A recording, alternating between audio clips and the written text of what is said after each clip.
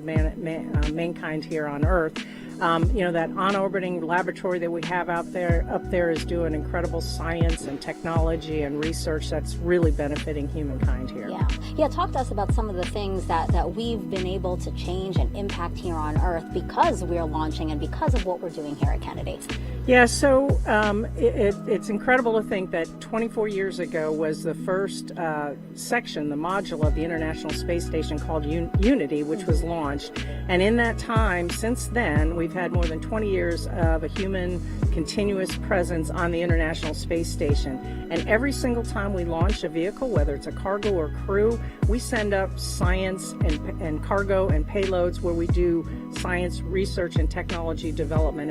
And all of that not only benefits what we do here on Earth, promoting technology and bettering our life here, but also helps us to look forward to when we go back to the moon and then on to Mars. I'll talk about a few projects that we do here at Kennedy that I'm really proud of. One is the M-Solo. It's a commercial off-the-shelf mass spectrometer that'll help us seek out and search for ice on the lunar surface. Wow. And then, of course, we are the experts resident here at Kennedy for plant biology. And as we're going to be sending our astronauts further and further into space, to the moon and then on to Mars, they're going to want some fresh food. And so that plant research is really going to help enable that to happen. Yeah, and of course you're alluding to Artemis 1. Right behind us is the iconic vehicle assembly building. Inside there is our Artemis 1 moon rocket. How excited are you for launch later this year? And just excited for again, Kennedy's role in deep space exploration? Yeah, it's an incredible honor to be here leading the center for that really, really historic mission coming up. And of course, Ian threw us a curveball, and so we made the right decision and went back into the VAB. But the energy around the center and even across the Space Coast is still very palpable. Looking forward to that launch. And when it goes, it's going to really rock the entire Space Coast. And as I said, and to copy that, Dragon, we saw the same forward all passing their leak check. Things are D3 is still the same family. That is. Janet, thank you so much. Actually, just for a call out there. So at this time, we are going to proceed with the count and move into Section 5 for side hatch closure, delay any other troubleshooting steps until we get on orbit. How copy? Okay, that's great news. Dragon copy, and we are going to continue into Section 3 of 4.100. Sorry, Section 5 of 4.100. Janet, thank you so much. So sorry about that. We did want to take a pause so that people can hear again the operational loops that we're listening into. But thank you so much, and I hope to be watching Artemis 1 with you soon. Thank you very much, Megan, and go Crew 5. Okay, Janet, thank you so much. Back to you, Daryl and Bob. Bye-bye. Thank you, Megan and Janet. And as we were watching the crew there, we saw their suits inflate. We saw that pressurization happen, and then you heard a report out. And if you could just recap that for me, Bob. Yeah, I think the team saw similar indications, but it was 4 good leak checks with similar performance from all 3 suits, or all 4 suits that they saw during that first leak check that they accomplished today inside the capsule. So they're going to continue with the launch count, and any further troubleshooting will be delayed until they're on orbit. So we're ready to continue with the count. And so up next, you can see there is the closure of the hatch. And the closeout team will begin performing that. There they are. The hatch is above the entryway into Dragon. They'll remove the environmental conditioning hoses. They'll document that seal and put that on their mobile pads and move through the process. I always think of things like hatch closure as closing the door and it's done in an instant, but the closure of the hatch on a spacecraft is done very carefully with a lot of meticulous steps to ensure that that environmental seal is just pristine and they are going to get a good seal when they close it up. He had the tech go over it and back into the spacecraft, so double check on that. They also document the seal. You'll see one of the techs take pictures all the way around the seal.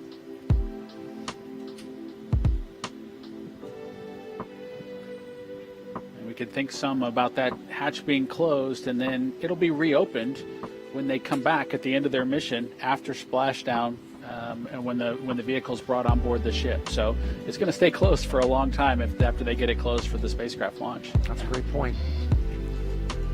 So it needs to be closed well. Dragon closeout team is taking final steps in preparation for side hatch closure. Stand by for transition to pad hatch closed. Ensure that all items are secure from now through launch. And what is that, Bob? It's just a protective piece of Dragon copies. All to make sure no items FOD or are anything secure. falls down into that area. Pad hatch closed. Good words. So some protective equipment for the SEAL there on Correct. the spacecraft. All right, very good. We'll keep watching the action and tracking the progress as we head down towards launch. T-minus 1 hour and 50 minutes until liftoff of Crew 5. I want to head on out to Megan Cruz, who is with our NASA Administrator, Bill Nelson. Yeah, it's our honor to have you here, Administrator. Thank you so much. I want to talk to you about how we've had this continued presence on the ISS for 22 years. What do you think of that legacy? Isn't it something? Think of the 3,000 investigations that we have done, scientific things, and the innumerable things that we've actually discovered doing all of this science on the International Space Station. Of course, it helps us train our astronauts as we get ready to go fly to the moon, and then we're going to go to Mars. It's such a unique and awesome platform. So yeah, the fact that we can have this continued presence is so great. And you know, Crew 5 is this first mission to resume integrated crew flights to the space station with Roscosmos. Integrated crews have always been the norm on the space station, right? That's right, because we built the space station together, now with 15 nations, particularly with the Russians. There's a Russian segment on the station. They provide the propulsion. We, the U.S., provides the electricity. So for the safety of all the crew, as well as the operation of the station, we need both there. Now, particularly with regard to safety, if there were a problem, for example, with one of our ability to get to Earth, say we had a medical emergency and had to get somebody to Earth, you need that integrated crew so we can still operate both parts of the space station. So safety is a big reason for us. Yeah, and you know, we are launching today with the help of SpaceX. What do you think about the fact that we've had such a wonderful cadence with SpaceX these last 2 years with the commercial crew program? Well, SpaceX has been excellent to work with, and the proof's in the pudding. As a matter of fact, what's happening at the Cape is just unbelievable. Last night there was an Atlas launch. Today we're launching crew to the station. Tomorrow they're going to launch 2 communication satellites, all within the span of 3 days. Yeah. So it's incredible. But SpaceX has really been inventive, creative. They've been a good partner for NASA, and it shows that this commercial public-private partnership is actually working. Yeah, and now as we're under 2 minutes to launch of Crew 5, what do you have to say to the crew? Any message for them? Well, not only go Dragon, go NASA, but Godspeed. And 2 hours to launch. I misspoke. I'm too excited. You are. Administrator, thank you so much. I appreciate you being here again. Thanks. And we'll check it back in with our partners at JSC now.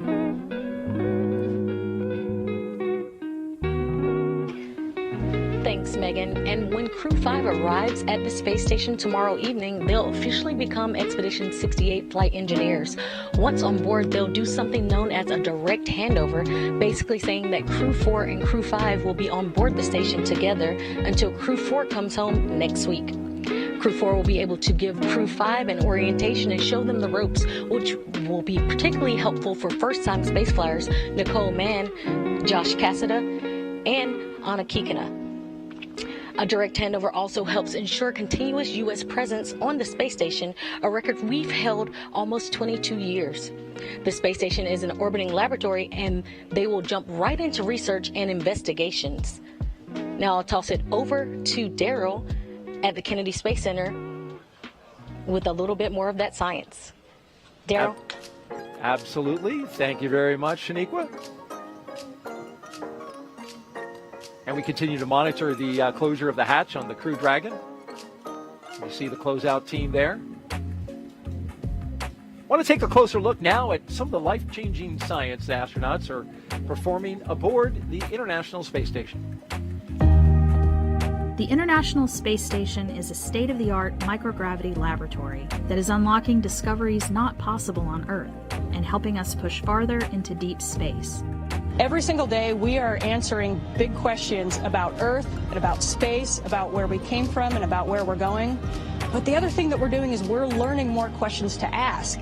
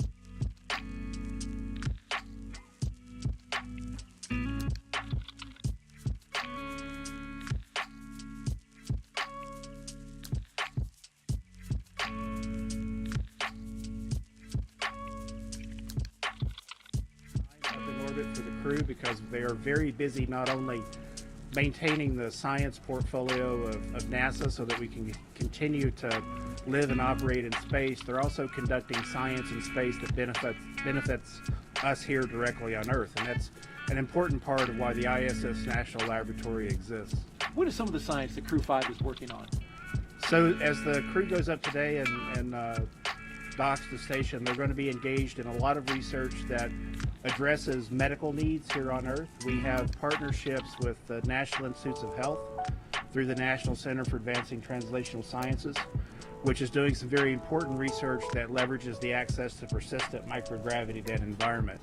As Bob, I'm sure, experienced in the microgravity environment, your body's physiology adapts to that environment in different ways, and in some cases, those effects of microgravity on the body mimic the onset and progression of disease and aging here on Earth. So the National Institutes of Health is taking advantage of that by sending small cells in tiny bioreactors up to space to understand how those individual systems respond to that environment so that we can design more effective therapeutics for use here on Earth.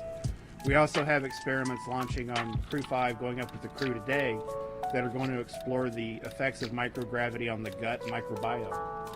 A company is involved with Los Alamos National Laboratory, so it's another collaboration between ISS National Lab, Los Alamos National Lab, and its partners to better understand how microgravity impacts the gut microbiome and the human body.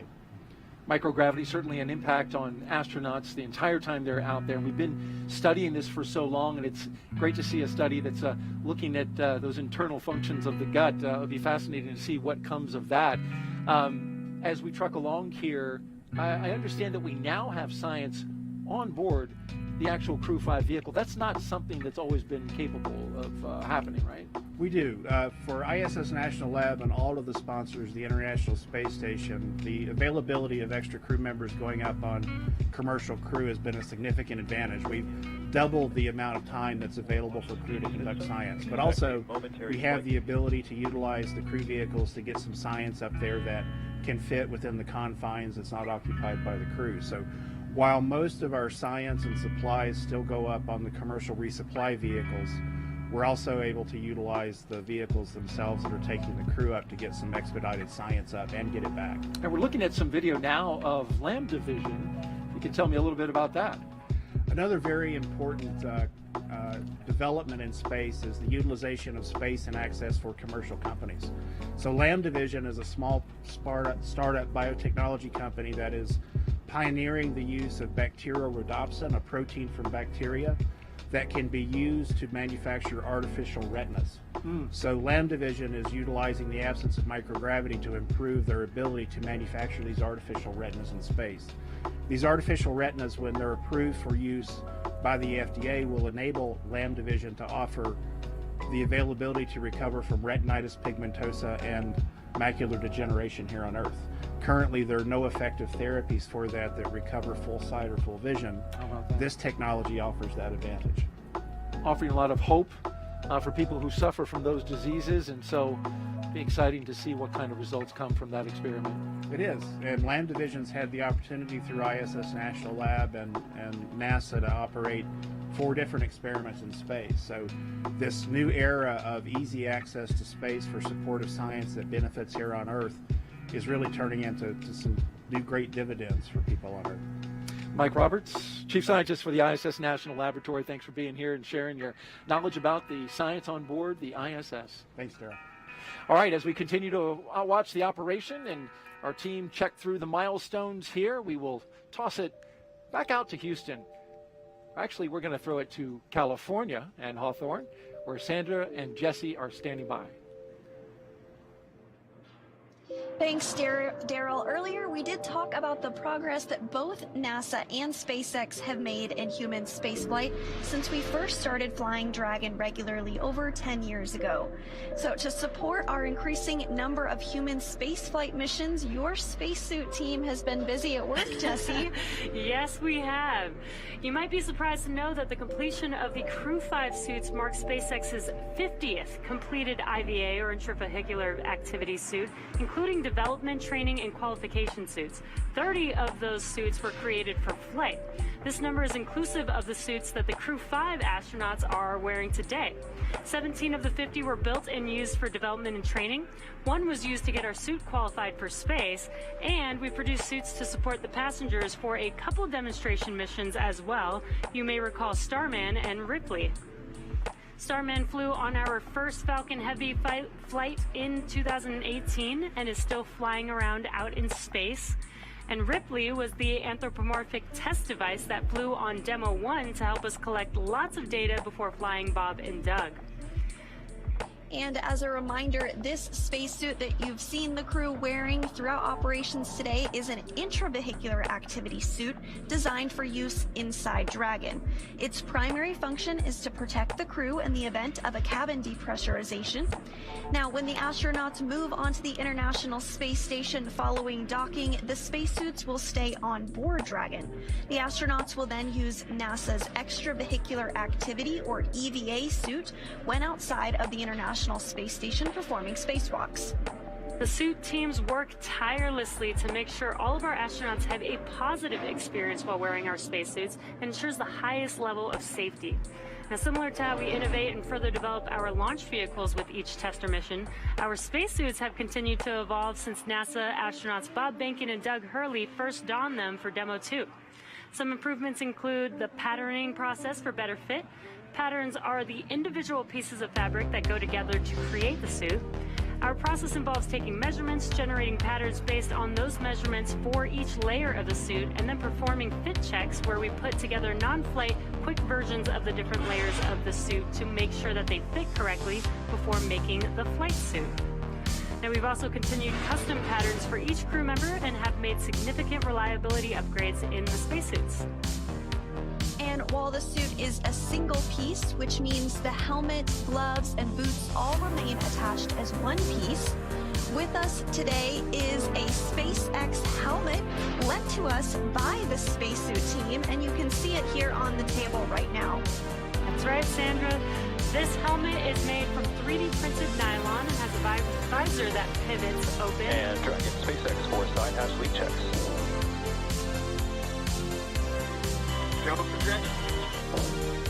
Okay, Josh, we identified a potential piece of FOD on the side hatch seal when we were inspecting everything, so the closeout team is proceeding to open the hatch to address that before closing and re-performing the leak check.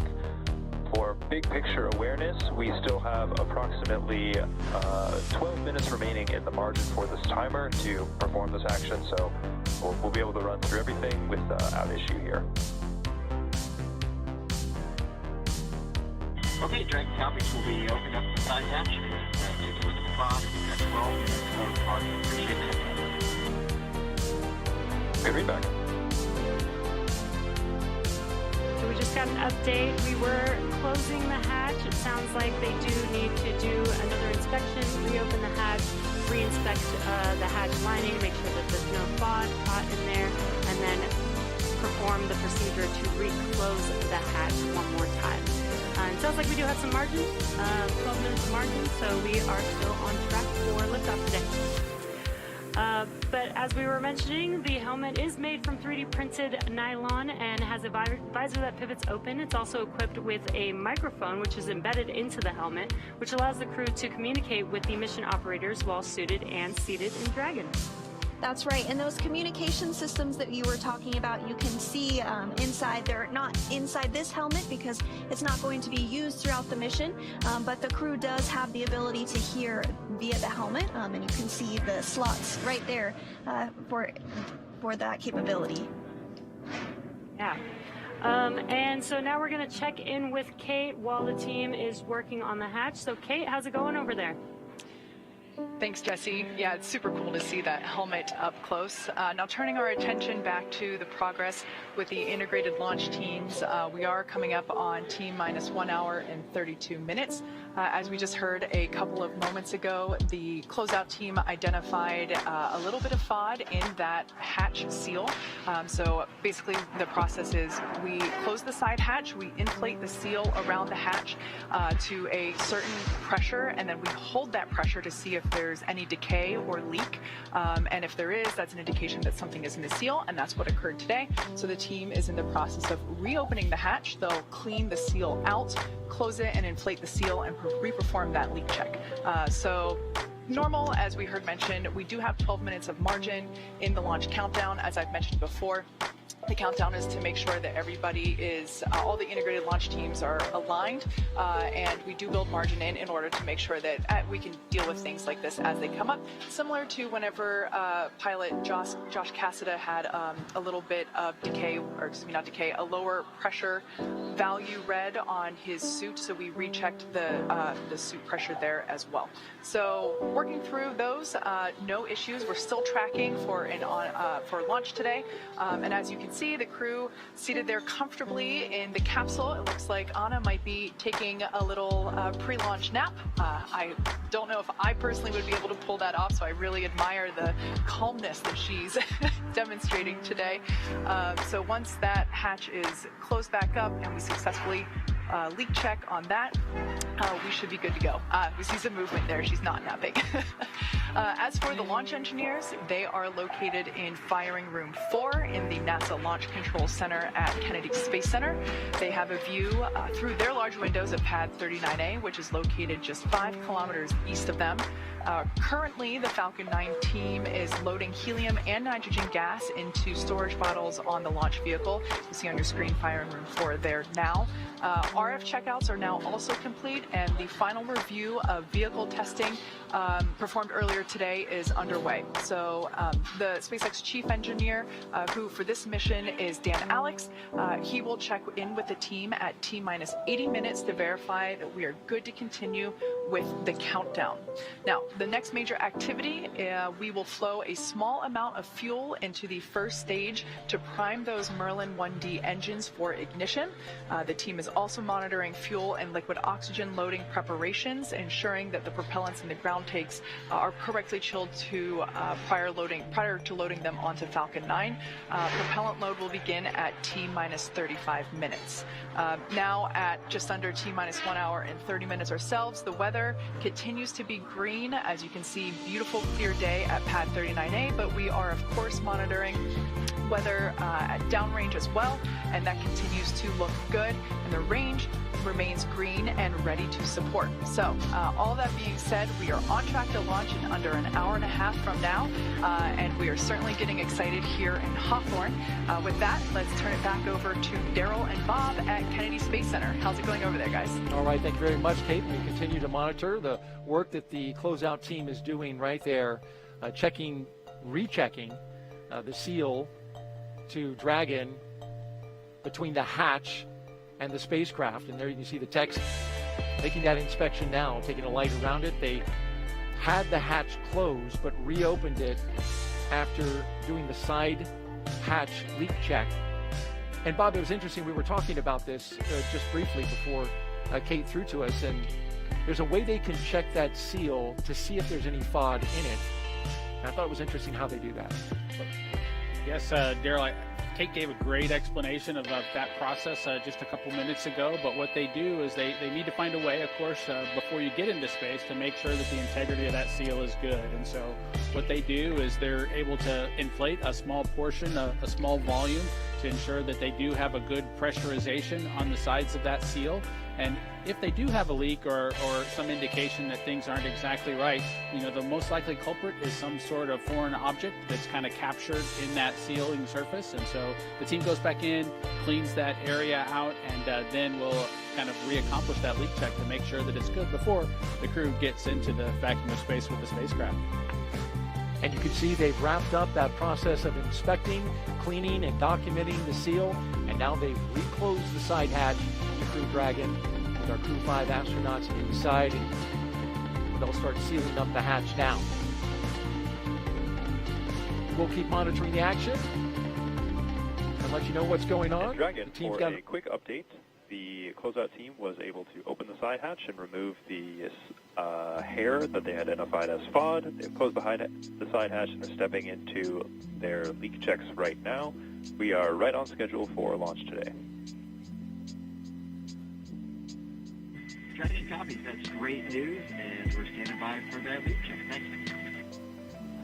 Okay, well, there you heard confirmation that they found what it was. And real quick, Bob, before we throw it to an interview, a hair was identified as fascinating to me that something as small as hair can actually compromise a seal.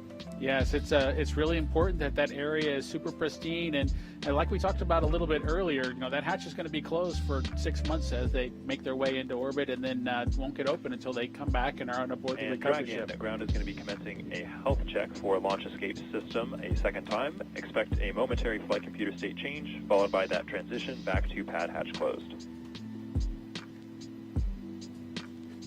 Dragon copies. We'll accept it again prior to going back to pad hatch closed. Good readback.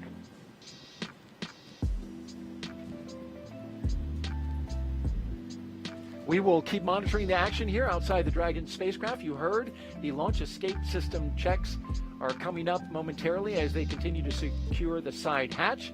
In the meantime, let's go out to Megan Cruz, who has a very special guest, Lieutenant General Thomas Stafford, one of the 24 astronauts we sent to the moon. Megan. Yes, Daryl, I'm very excited to have the Lieutenant General here with me today. I mean, it's just, I'm so honored to be sitting next to you here. I wanted to ask you, is this your first crewed launch that you've seen? Oh, no, Megan. I was here before when we had commercial launch number 2. So always just love to see a launch. Absolutely. Having done 4 missions, Yeah.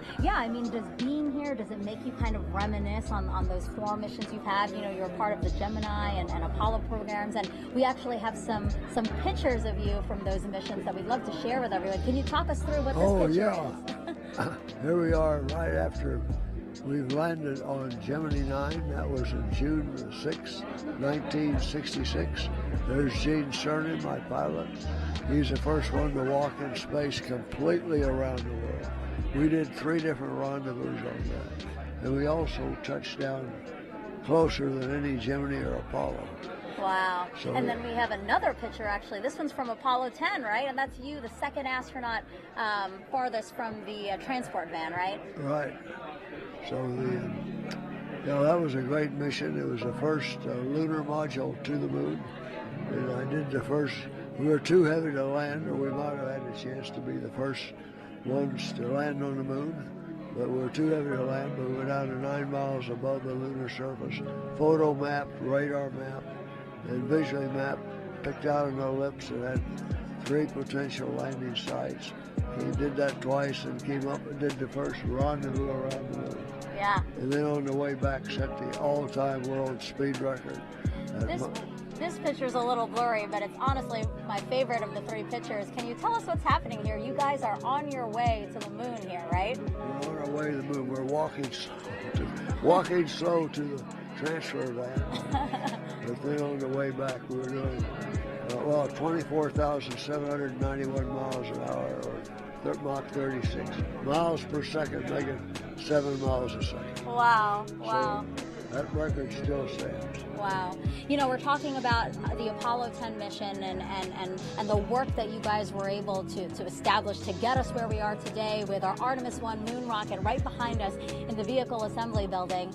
Are you looking forward to the Artemis 1 launch later this year? Oh, absolutely. I worked on helping getting that through Congress back in 2010. That's the authorization authorized. So I've had 12 years of work on that one. Yes. Lieutenant General, thank you so much for being here, and I hope you enjoy the Crew 5 launch today. Well, it's great to be here. The weather's good, and I'm sure you're going to have a great launch. Thank you so much. All right, Darren, we'll send it back to you. Wow, well, that was fantastic to hear from the Lieutenant General. Loud and clear. Stand by for comm check by launch control. Dragon, launch control on countdown 1, comm check. Launch control, Dragon, loud and clear. Launch control, loud and clear. Stand by for comm check by the chief engineer. We're getting comm check Dragon right now. CE on countdown 1, comm check. Listening in. CE, Dragon, loud and clear. CE, loud and clear. Also, this completes the Falcon 9 responsible engineer comm checks. There will be a series of these checks.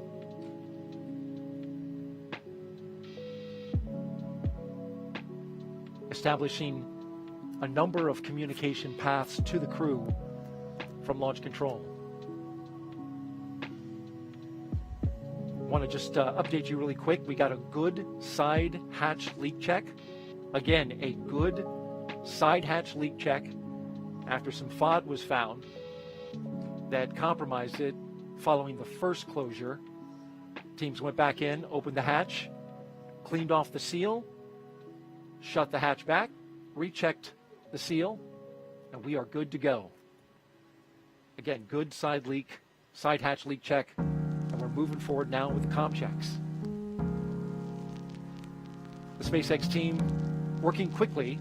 They had 12 minutes of margin. They whittled that down to about 3 or 4 minutes. So great job by them. Tackling that issue that can pop up as you're preparing to launch a spacecraft to the International Space Station. There's the Falcon 9 rocket on the pad with the Dragon spacecraft atop. We've got a beautiful day. Nice skies above. Take a little moment to listen to a special message now from somebody who's familiar to both of us, more him than me. Our previous co-host from the last Crew mission, Crew 4, and the launch broadcast.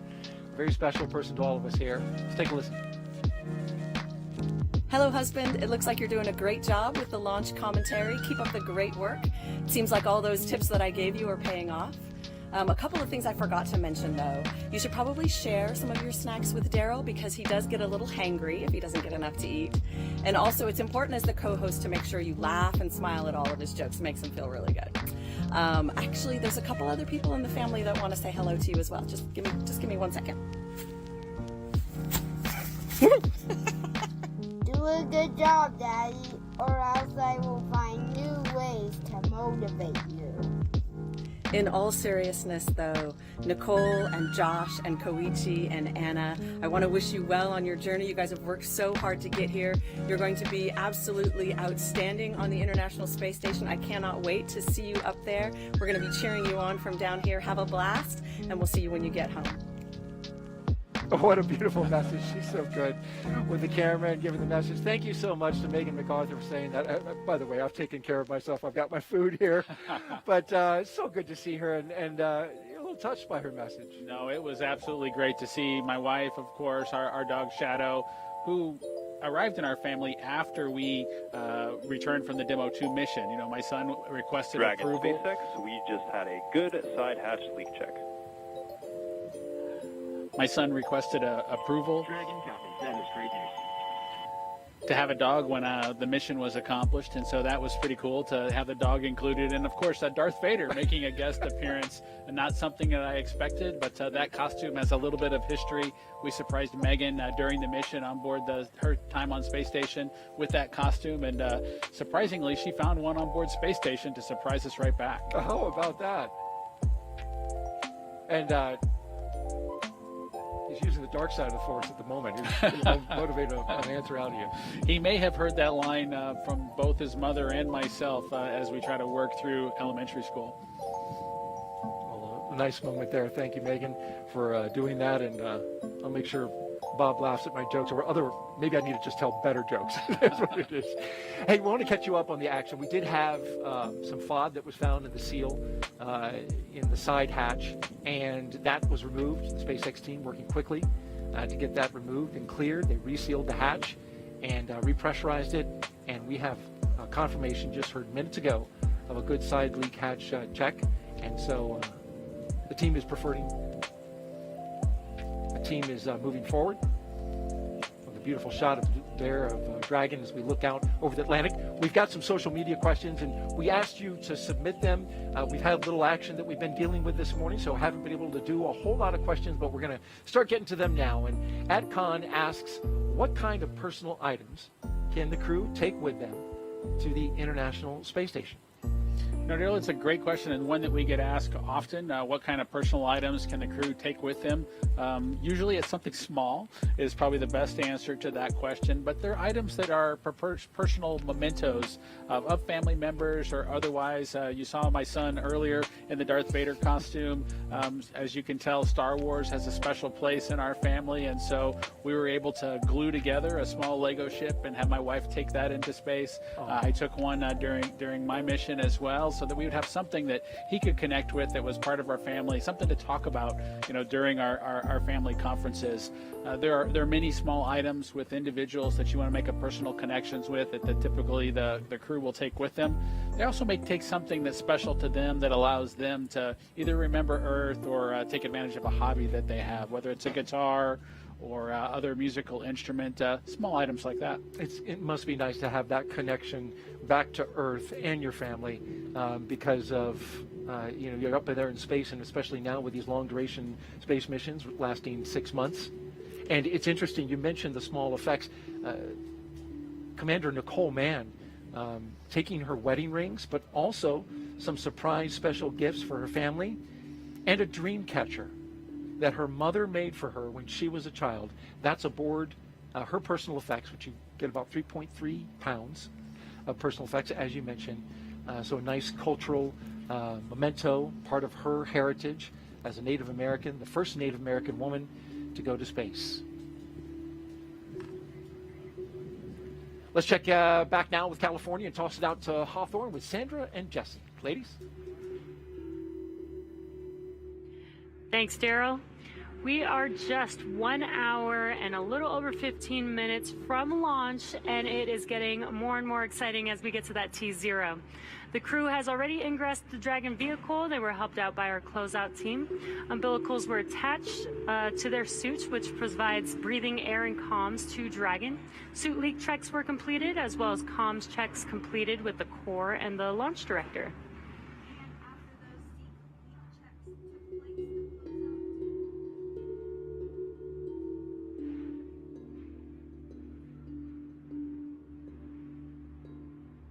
And after those suit leak checks, the closeout team was able to close and seal the hatch. We just got confirmation that we did have a good leak check.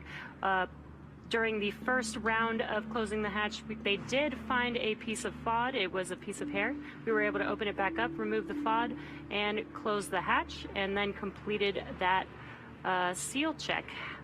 And now the closeout team is just wrapping up. And once they wrap up in that white room, they will depart the white room, and those final weather checks will be coming up soon, which will be necessary before a final go, no go. And there you can see the closeout team there on your screen. Again, just wrapping up the final procedures for hatch closure there. So let's check back in with Houston for a status on the team supporting the space station on their readiness for launch. Shaniqua, how's it going? Thanks, Jesse. The team here in Mission Control Houston has polled that they are go for the launch.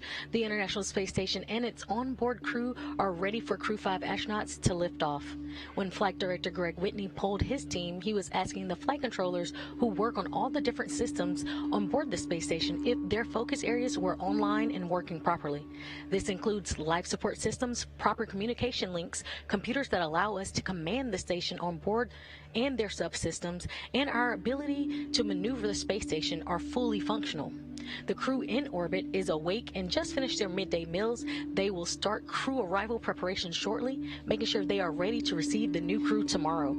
Mission Control Houston will continue monitoring the mission as we check off milestones for today's flight. In the meantime, I'll send it back over to Hawthorne. The International Space Station Flight Control Room is ready for launch. Sandra? Thanks, Shaniqua. That's great news. And while Crew 5 is launching today, just a few months ago, we were launching another crew to the International Space Station. That is, of course, Crew 4, who launched in April. The Crew 4 astronauts currently on board the International Space Station have spent nearly 6 months conducting scientific research in areas such as materials science, health technologies, and plant science to prepare for human exploration beyond low Earth orbit and to benefit life on Earth. Such research also lays the groundwork for future exploration of the Moon and Mars, starting with the agency's Artemis missions. Dr. Chow Lingren was born in Taipei, Taiwan, but spent most of his childhood overseas in England. He was an instructor and jump master with the U.S. Air Force Academy and also has a doctorate in medicine and served as a NASA flight surgeon. After he was chosen as an astronaut, Lingren flew on Soyuz and spent 141 days in space during Expedition 44 and 45. He has a wife and 3 children and is the commander of Dragon Freedom. And up next is fellow airman Bob Hines. He was born in Fayetteville, North Carolina, and has a wife and 3 daughters. He has a Master of Science in Aerospace Engineering and served 21 years in the U.S. Air Force as a test pilot and as a fighter pilot in the F-15E. He came to NASA as a research pilot where he flew science missions in the WB-57.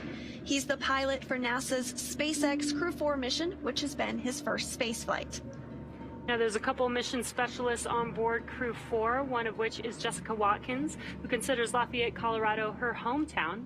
A talented rugby player in college, her team won the national championship in 2008. Watkins was a postdoctoral fellow in the Division of Geological and Planetary Sciences at the California Institute of Technology.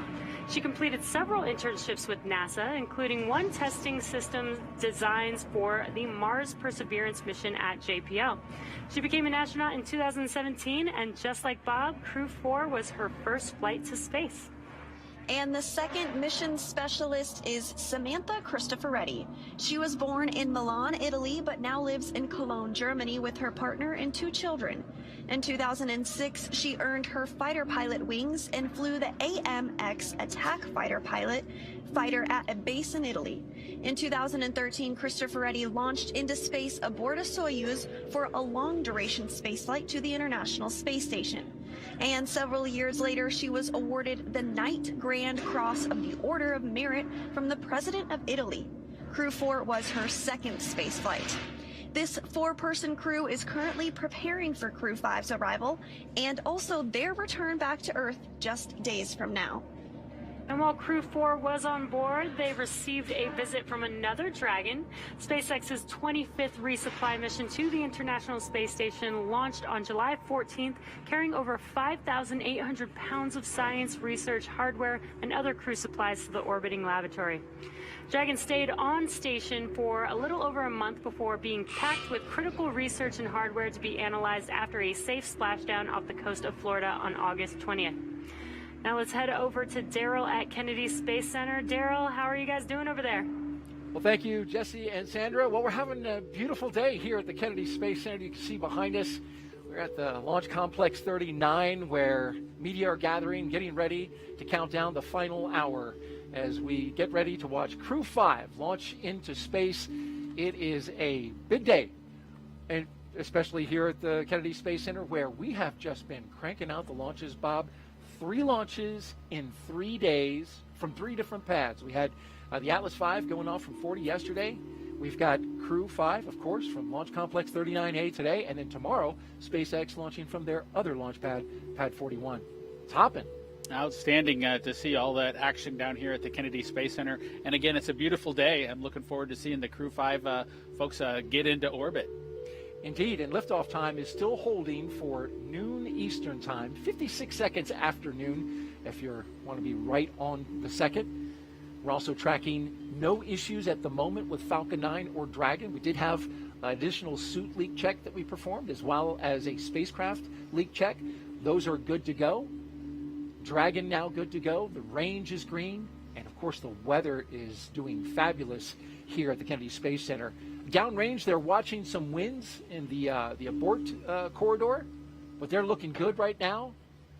And so the crew of Crew 5, talking about Commander Nicole Mann, pilot Josh Cassada, and mission specialists Koichi Wakata and Anna Kikina, well, they donned their spacesuits in the historic crew quarters suit-up room this morning. They woke up around 4:30 a.m., donned those suits around 7 a.m. They walked out of the crew quarters building as every NASA astronaut has done since Apollo 7. And then they were transported to the pad, where they climbed inside the SpaceX Dragon Endurance for its second flight.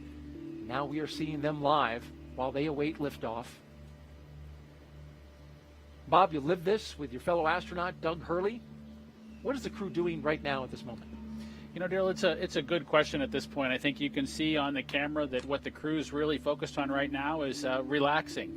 You know, they've had a hectic morning, if you will, one that's very well scripted, one that's very well controlled, but one that causes them to need to be on schedule through all the individual milestones leading up to launch. That part's behind them now, and they're taking a chance to relax and catch their breath before the tanking operations begin here in just a few minutes.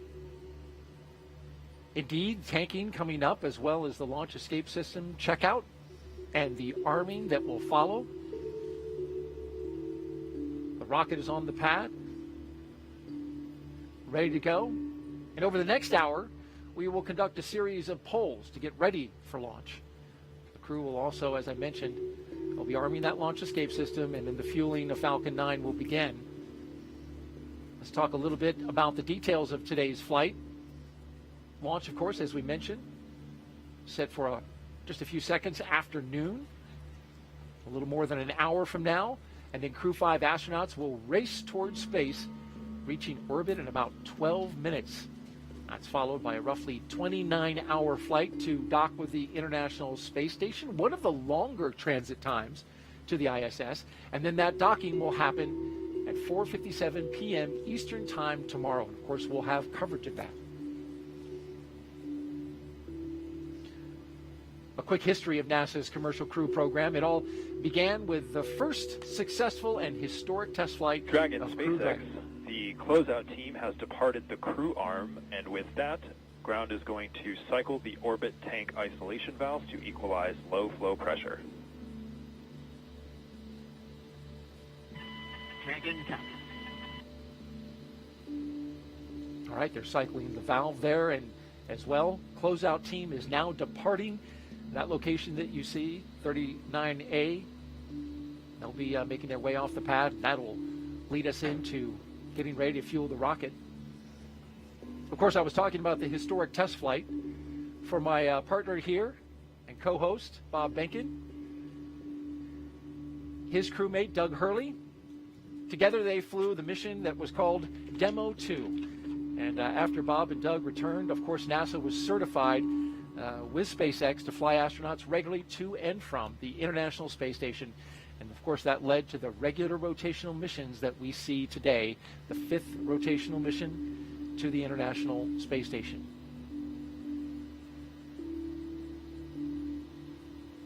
Let's check in now with Kate Tice in California.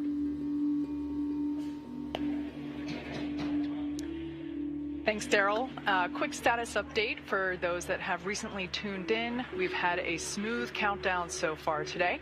That you can see there on your screen, our 4 Crew 5 astronauts have ingressed. They are in their seats. Their 5-point safety harness is buckled in, and they are looking relaxed and ready to go.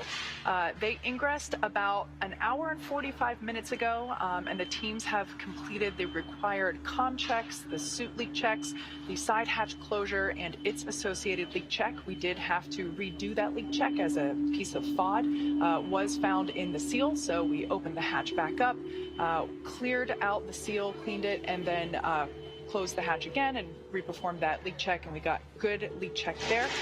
And we heard just moments ago that the closeout team is beginning to depart the pad. And at that point in time, it'll just be the Crew 5 astronauts left on the pad once the closeout team departs the BDA. At this point in time, I'm happy to report that the SpaceX team is working no issues, and the pace is certainly beginning to pick up. As for Falcon 9, our 2-stage reusable rocket, final propulsion checkouts of the first and second stages and the engine began a few minutes ago in preparation for propellant loading. This involves testing and cycling valves and engine pneumatics pressurization. At T-minus 45 minutes, the team will report their readiness for prop load with a final electronic go, no-go poll. Again, that prop load will begin at T-minus 35 minutes. As for Dragon, before we can start loading propellant on Falcon 9, we still have a few Dragon-related tasks to perform. First, we need to retract the crew access arm away from the Dragon capsule. We can see it there, currently connecting the crew tower to the capsule. We will need to retract that access arm away to its launch position. That will happen between T-minus 44 and 42 minutes, so shortly coming up. That will be the last physical change to the crew tower. With the access arm out of the way, the launch escape system will then be armed. Once those two events are complete, Dragon will be ready for Falcon propellant loading. We did hear earlier in one of the pre-launch briefs that once the launch escape system is armed, we will not have the ability to recycle. So we are basically locked in for launch today as soon as we have that launch system armed. As for weather, we will also verify with the launch weather officer that all the weather meets all of the associated constraints, including items such as wind speed, lightning, and precipitation. Looks like with those beautiful blue sky behind Falcon and barely any clouds, we don't think rain is going to be an issue, nor lightning. Now, we do expect acceptable weather conditions for launch, both at surface level and upper altitudes. As I mentioned earlier, we have been watching those downrange winds, and they continue to trend favorably. So everything green there. As for the range, currently clear for launch from historic launch pad 39A, the worldwide network of ground stations, and the tracking and data relay satellites, or TDRS as you hear us refer to it as. Those are ready to support Dragon as it heads into orbit. Today we have an instantaneous launch window at 12 p.m. Eastern, noon on the dot.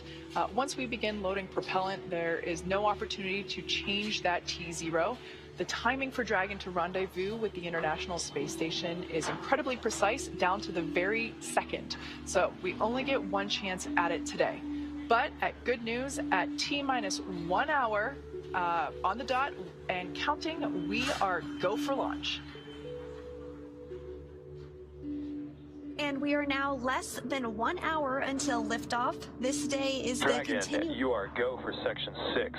When ready, report go for launch.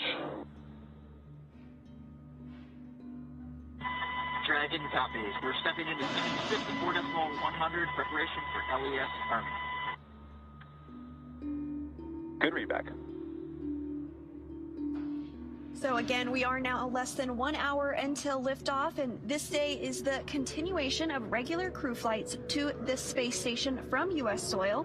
SpaceX's Crew 5 mission will be the company's 6th crewed spaceflight for NASA, following the crewed test flight Demo 2 and 4 previous operational crewed missions to the International Space Station. It will also be SpaceX's 8th crewed spaceflight overall, including the private orbital mission Inspiration 4. Today, our crew is flying on board Dragon Endurance. It will be the second flight for this capsule, and it will be taking a ride on a brand new Falcon 9. Now, it's been a great countdown so far. Weather, as Kate has been updating us with, is still good for T0, so the excitement just continues to pick up here as we get closer to that T0. SpaceX Dragon in section 6, Crew 5 is go for launch. Copy that, Nicole. Crew 5 is go for launch. And you just heard it yourself. Crew 5 is go for launch. Another exciting milestone. We did start our coverage earlier today with the crew heading to the launch pad. And prior to that, the SpaceX team did help the crew put on their spacesuits and conduct initial checkouts before crew walkout. Crew walkout was where Nicole Mann, Josh Cassada, Koichi Wakata, and Anya Kikina gave final goodbyes with friends and family gathered outside the operations and checkout building before they began that roughly 20-minute ride to pad 39A. And we were able to watch the crew as they boarded their Teslas and headed down the NASA Causeway, headed towards the launch pad.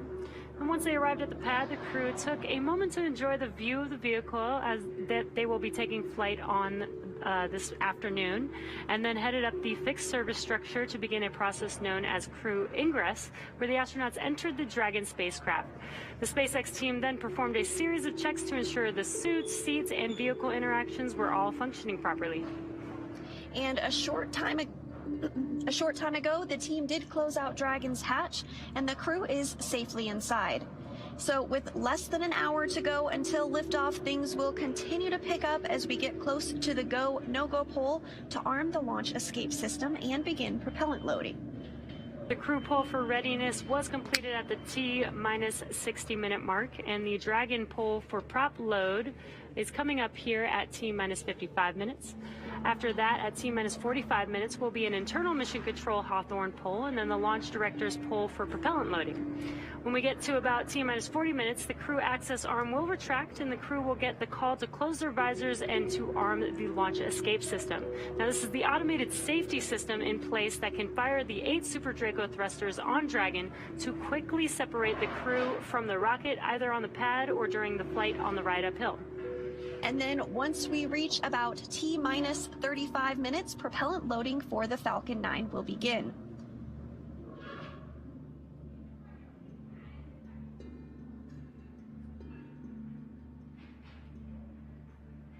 So we did hear that the crew is go for launch. Great news. So with that, let's send it back to the team in Florida. Megan? Great news, guys. So yeah, now I'm joined with Brian Onyate, but I'm going to have him say his title because I think I'm going to mess it up. So you say what you are. Sure. Good morning. Yeah, I'm the Chief of the Utilization and Life Sciences Office here at Kennedy Space Center. Yeah, it was a little long. I was like, I'm going to have him say it. Yep, long title. So I wanted to talk to you about how NASA has been studying plant growth and microgravity for many years now. So tell us about the 2 experiments that Crew 5 is going to be working on while they're on station. Sure. We have 2 experiments going up. One is more of a plant research experiment. We call it Plant Habitat 03. It will be going into the Advanced Plant Habitat. And actually, that plant experiment is doing a generational study. So as you can see, that's the advanced plant habitat, and the plant that is growing in there is called Arabidopsis. It's our model plant, and basically we're going to grow that and get it all the way to seed. And the study is basically getting those seeds, bringing them back, and then reflying those seeds to see what happens. So what's interesting is... And the second picture, right, that we have, that's how you capture the seeds. Yeah, that's how we capture the seeds. What's interesting about those seeds, they're actually the size of pepper. So imagine the pepper that you put on your food, very tiny, very small. So we had to actually develop these capture bags to grab those seeds.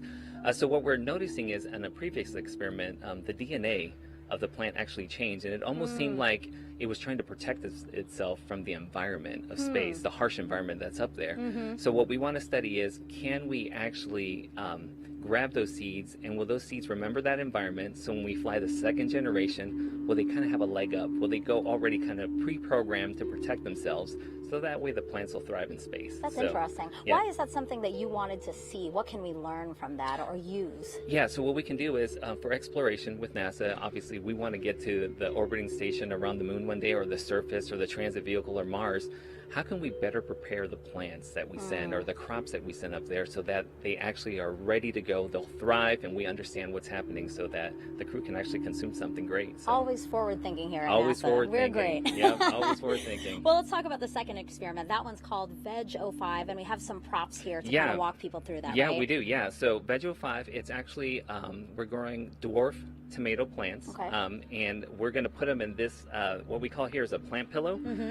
What's interesting, it's actually made out of Kevlar, so exactly what police use in their police vests, so I guess they might be bulletproof, plant pillows, but yeah, so these plant pillows, it's just basically how do we hold the soil, how do we put the fertilizer and the seed in there in order for us to grow the plants. Because they would just fly around on the space station. They would just fly around on the space station. So we have a little, what we call a quick disconnect here. This is where we apply the water. So once we apply the water in there, we have to keep watering it like here on Earth and just let the plants grow and let them thrive in space. So, and you mentioned the fertilizer. Yep, the fertilizer and the arsenite. So what you see there on the right there is the arsenite, which is actually clay chips, right? It's the soil that basically allows the water to be absorbed and allows the plants, roots to kind of grow in there and grab water and nutrients. The second there that you see there is the fertilizer, and it's a slow release fertilizer. So when we add water into it, it kind of dissolves little by little, and it provides the food that the plants need so that they can grow. Okay, so why is this important for us on space, but also here on Earth, to learn about this particular experiment? Sure, both of these experiments are important. One is obviously for exploration, we want to make sure that the seeds that we send, the plants that we grow, will thrive, right? So how can we make them excel in space, right? And the second piece with Veg 05, which we find interesting, is how can we actually give food for the crew? to eat on orbit, right? Sure. So healthy, nutritious food. This is actually going to be our second flowering plant that we grow in space, which is awesome. So they'll grow up there, they'll have to pollinate, and the crew members might have to be our space bees. Oh. We don't have bees up there to help us pollinate, so they Sure. might have to, help with pollination. They'll grow, and then hopefully they'll get some nutritious fresh food up Great. there.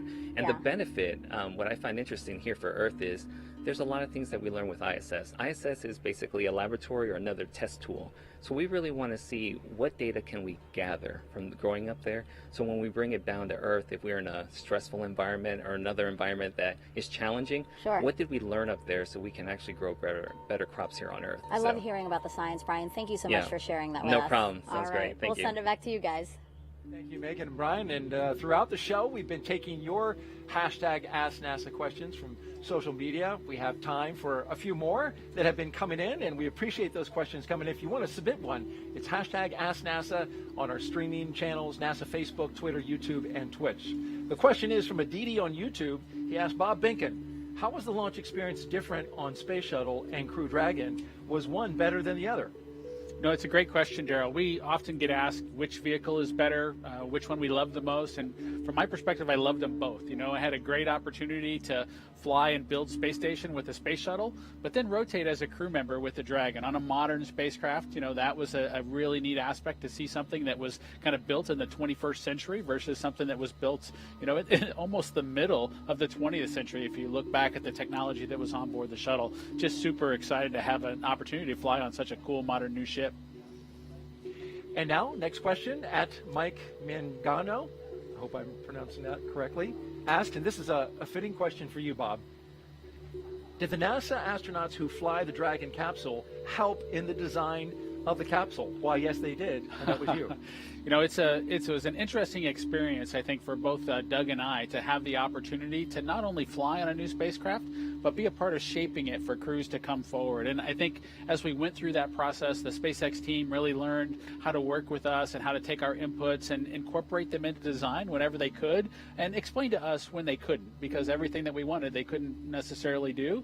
But we were able to compromise and come up with good solutions so that years later, maybe in Crew 5's case, they wouldn't be cursing Bob and Doug's name as to what they had agreed to or said was acceptable when the time came. We wanted to have opportunities for them to have choices. We included the opportunity to write on paper, but also to have a tablet, so that crews, as they went forward with their missions, would be able to find the place that, helped them be as successful as they could be. And so I'm hopeful that there just aren't too many curses associated with Bob and Doug, and it's mostly, hey, those guys, they were thinking when they did this. So.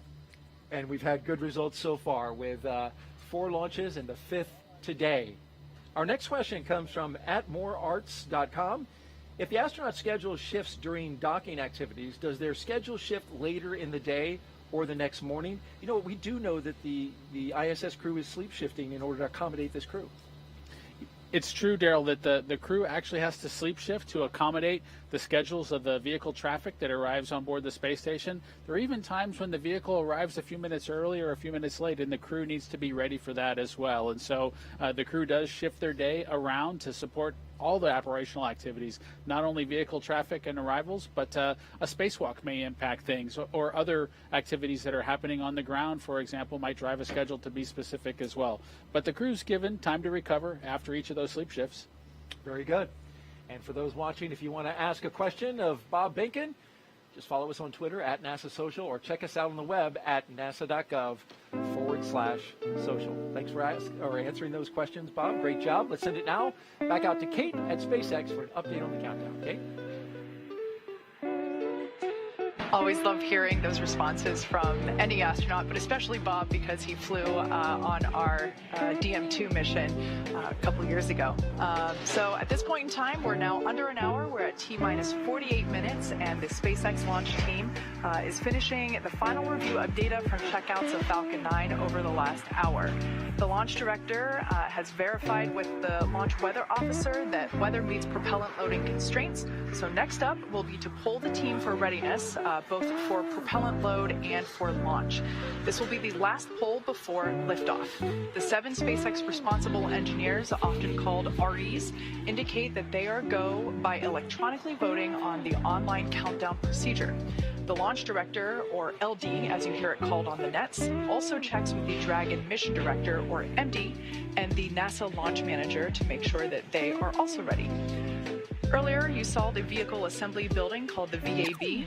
The Falcon and Dragon launch team, as well as key NASA launch members, are in the Launch Control Center adjacent to the VAB. They have a view straight toward Pad 39A through the large windows of Firing Room 4. Now there on screen, you can see the Dragon capsule on the right-hand side. The crew access arm is still in the service position. I've recently heard that the closeout team has departed the tower and they're in the process of departing the blast danger area. Now, with the crew on board Dragon waiting for next instructions, which will be to stow the crew arm for launch, and the crew arm sequence will be armed and initiated. We should get a good view of the access arm as it swings. Operators on countdown. Pulling is complete. Team has pulled go for crew access arm retract, LES arm, propellant load, and launch.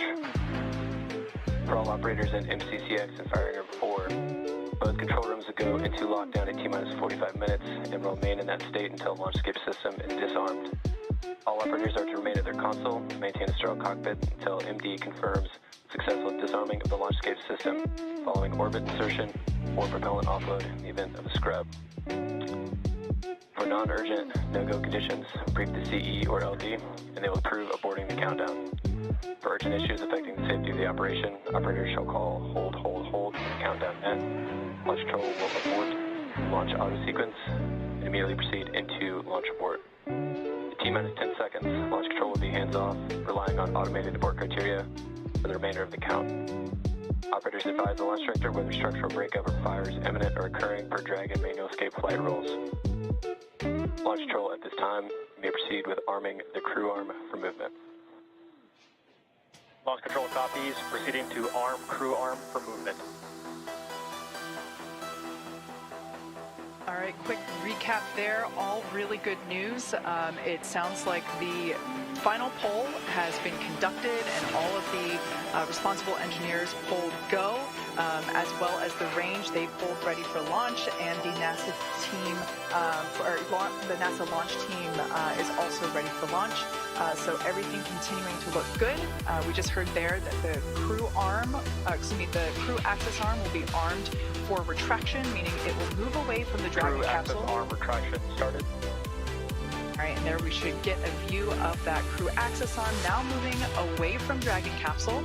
Again, this will swing out into its launch position. This is the final change to the crew access arm, to the crew tower. Of course, the transporter erector will move away from the rocket as it lifts off and just shortly before liftoff. So that, in fact, will be the last major physical change that we see to the pad.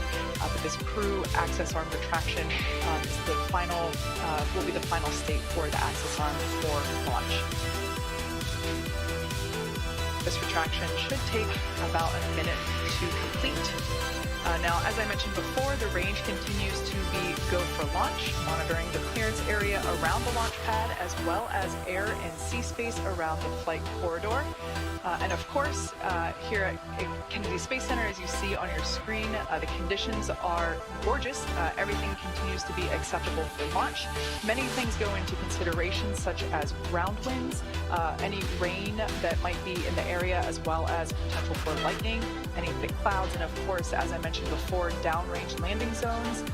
We have mentioned before that we've been tracking those, but everything continues to look green for launch. At this point in time, everything is looking on time for our liftoff at noon Eastern. You can see that crew access arm continuing to retract. Pretty cool shot there from inside the arm on the right-hand side of your screen as we see Dragon slowly move out of the frame. So with all that being said, the teams are ready. We will begin the propellant load at T-minus 35 minutes, and we we are getting excited here at SpaceX headquarters. The energy is definitely starting to pick up outside of mission control. But with that, let's hand it off to Daryl to check in back over there at Kennedy Space Center. All right, thank you, Kate. And back here on the lawn, and the hostess looking out at what one of my coworkers called a picnic vibe. The media and NASA social folks all joined here to watch Crew 5 launch in just Crew about access 42 arm minutes. retraction complete. And there you heard confirmation that crew access arm has fully retracted from the rocket. A gorgeous shot there from our flight operations team here at the Kennedy Space Center. A helicopter encircling the pad right now to give you that view. Great job, fellas. T-minus 42 minutes and counting as we zip around Launch Complex 39A. The background, the launch tower for Dragon, and in the foreground, a Starship launch tower under construction. Up next, we're looking at the launch escape system getting ready to arm, and of course that comes right before we start loading propellant. We're expecting to hear those call-outs in just a bit. On a beautiful bluebird day at the Kennedy Space Center.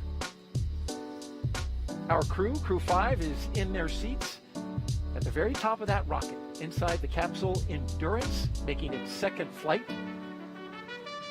There they are, from left to right. Cosmonaut Anna Kikina, Josh Cassada, Nicole Mann, and Koichi Wakata. And Daryl, they're getting into position to begin their procedure that'll have them arming that launch escape system that you mentioned. They'll be able to hear some clicking of valves and follow along on their display screen as once they've kicked off that procedure, as the vehicle kind of catches up and completes that arming sequence. And as you know, once the fueling operations begin, the crew has to be ready to potentially launch somewhere if there was some sort of a problem. And so that launch escape system needs to be in place and armed in preparation for that fueling operation to begin.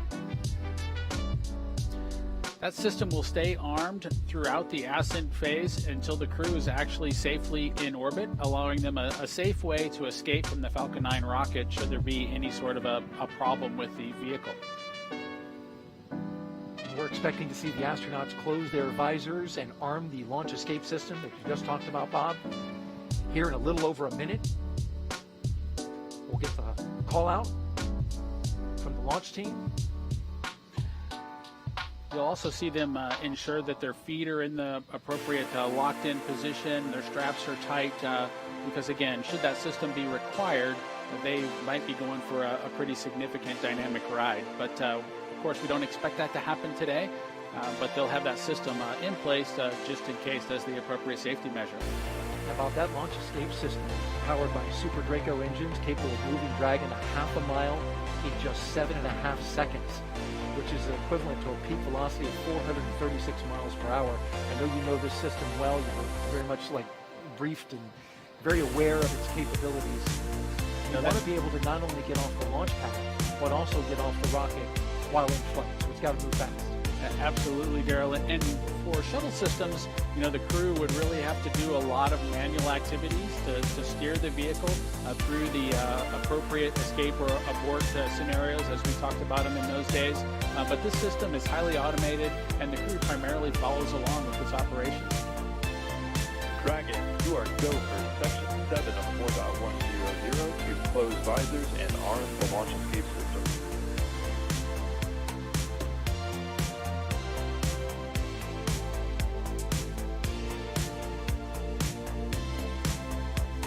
SpaceX Dragon copy stepping into section 7. All crew visors are closed. We are arming the launch escape system. SpaceX copies all.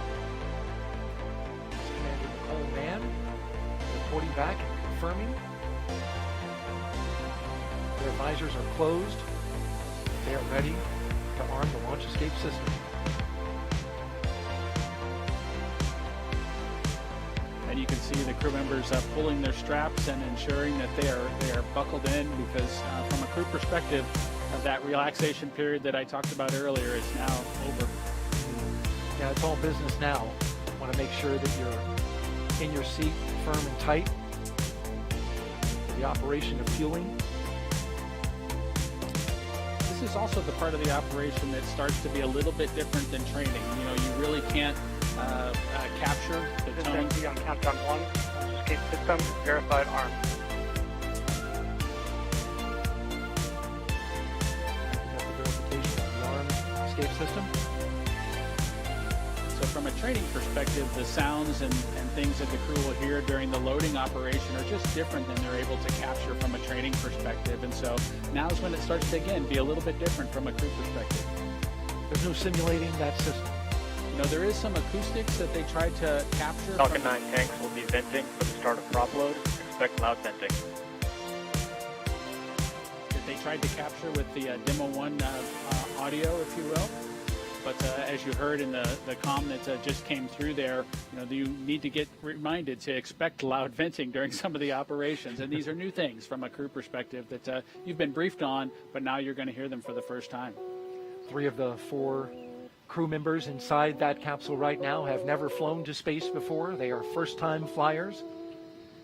The lone exception, Koichi Wakata, was a veteran with JAXA, and he's getting ready to embark on his 5th flight to space. And as we wait for the next mark,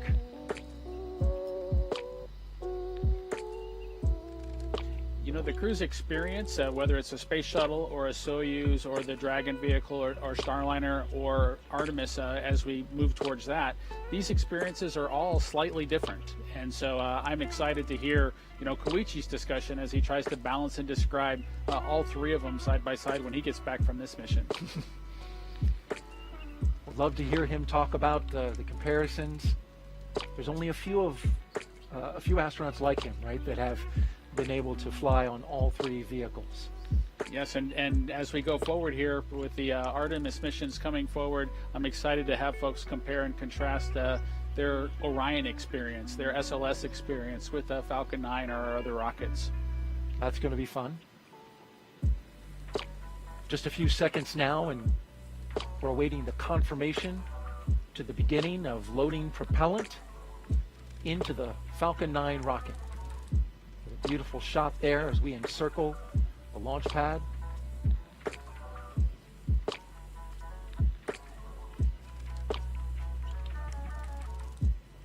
Just a few more seconds until that call out.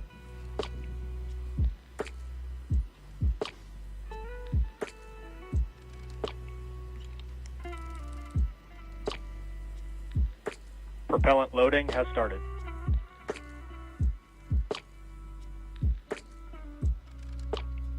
And so it begins. The loading of propellant aboard the Falcon 9 rocket, liquid oxygen and Rp1. Got your propellant and your oxidizer, which blended together make quite the combustion. Millions of pounds of thrust to get Crew 5 into space.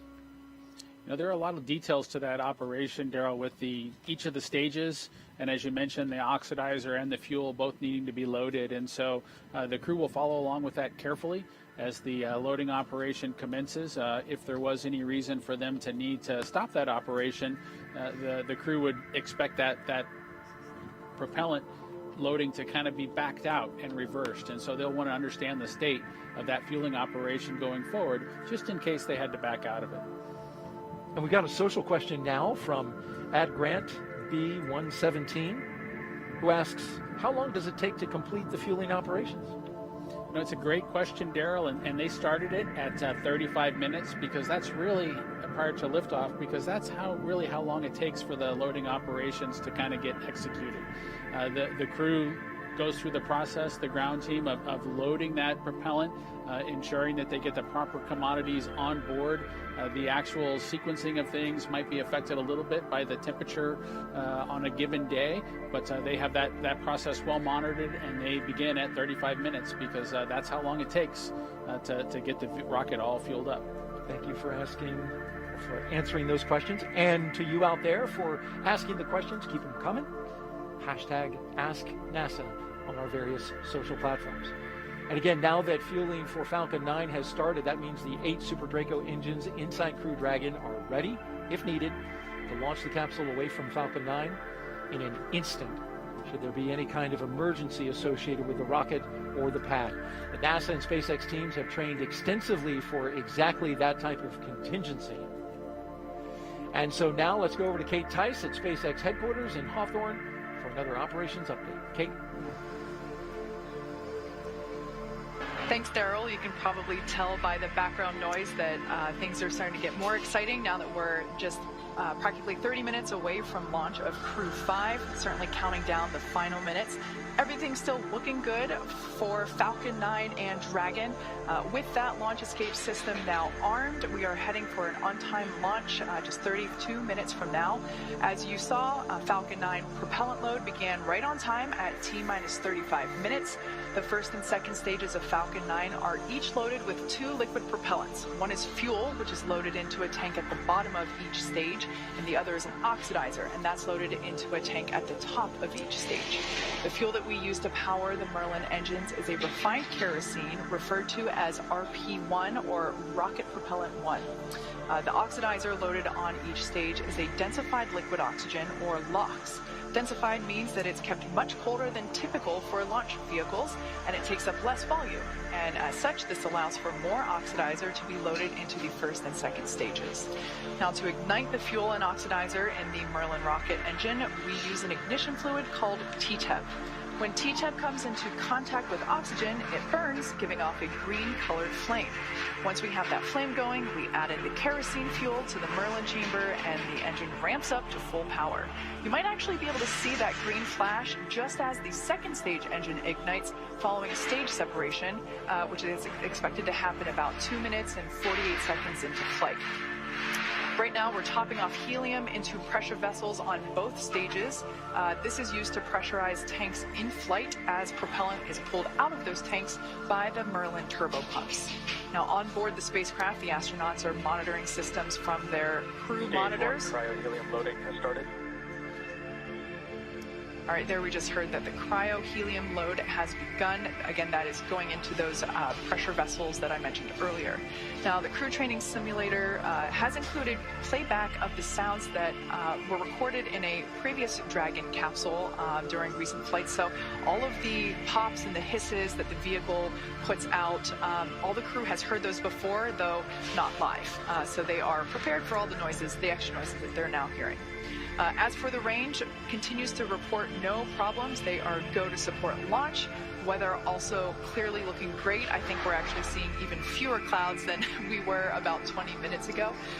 We had a less than 10% chance or probability of violation of our weather constraints, also known as a POV. So that's really good. That is for the launch site conditions. We are also tracking downrange weather conditions as well as launch sites around the world in the unlikely event that Dragon needs to escape. Now, as a reminder, today we have an instantaneous launch time because we're heading to the International Space Station. So at this point in time, if we hear a hold for any reason, we will have to stand down and target our backup launch opportunity, which is tomorrow, just under 24 hours from today's planned launch. At this point in time, at just under T-minus 30 minutes till launch, let's turn it back over to Jesse and Sandra for an overview of what's to come until liftoff. Great. Thanks, Kate. Always great to hear that we've got good weather and it looks beautiful over there at KSC. For Crew 5, the astronauts' flight to station will take about 29 hours. And as we await T0 in just about 28 minutes from now, the ground operations team is doing a series of system checks to make sure both Dragon and Falcon 9 are ready for launch. You're looking at a live view of our teams at the Cape as they prepare for liftoff. And as we wait for the launch clock to hit 0, we want to give you an overview of what the ascent portion of the mission will look like. Now, once we hit T0 and a successful launch occurs, we will watch Falcon 9 and Dragon lift off from historic launch pad 39A and make their ascent. About 50 seconds into flight, Falcon's 9 engines will throttle down to help pass through the period of maximum dynamic pressure on the rocket, or what we typically refer to as max Q. At this point in time, the vehicle will be going supersonic. And once we're through the period of maximum dynamic pressure, we can throttle up our 9 Merlin engines again. From there, at about 2.5 minutes into flight, we have a series of 3 events that will happen in rapid succession. The first is MECO, or Main Engine Cutoff, and this is where all 9 Merlin 1D engines shut off in preparation for stage separation, which is, of course, our second event.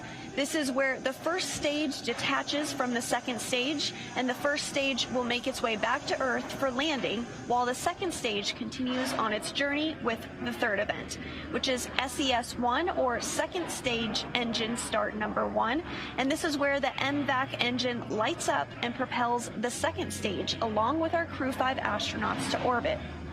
As Stage 2 heads towards its targeted drop-off orbit, Stage 1 will execute 2 burns in order to make its way back down to Earth. The first is the entry burn, and that's where 3 of the 9 M1D engines will reignite and shut down. And this helps to slow the stage down in preparation for entry back into the Earth's atmosphere.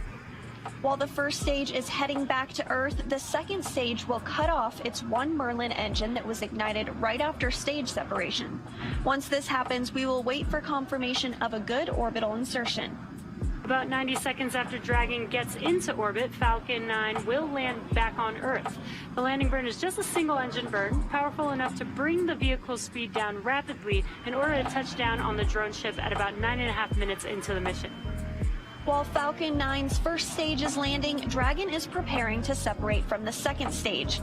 About 3 minutes after the second stage gets into orbit, we should have a great view of Dragon with its 4-person crew drifting away from the second stage. Once Dragon is a short distance away, it will begin checking out its Draco maneuvering thrusters to make sure Dragon continues to increase separation distance from the second stage.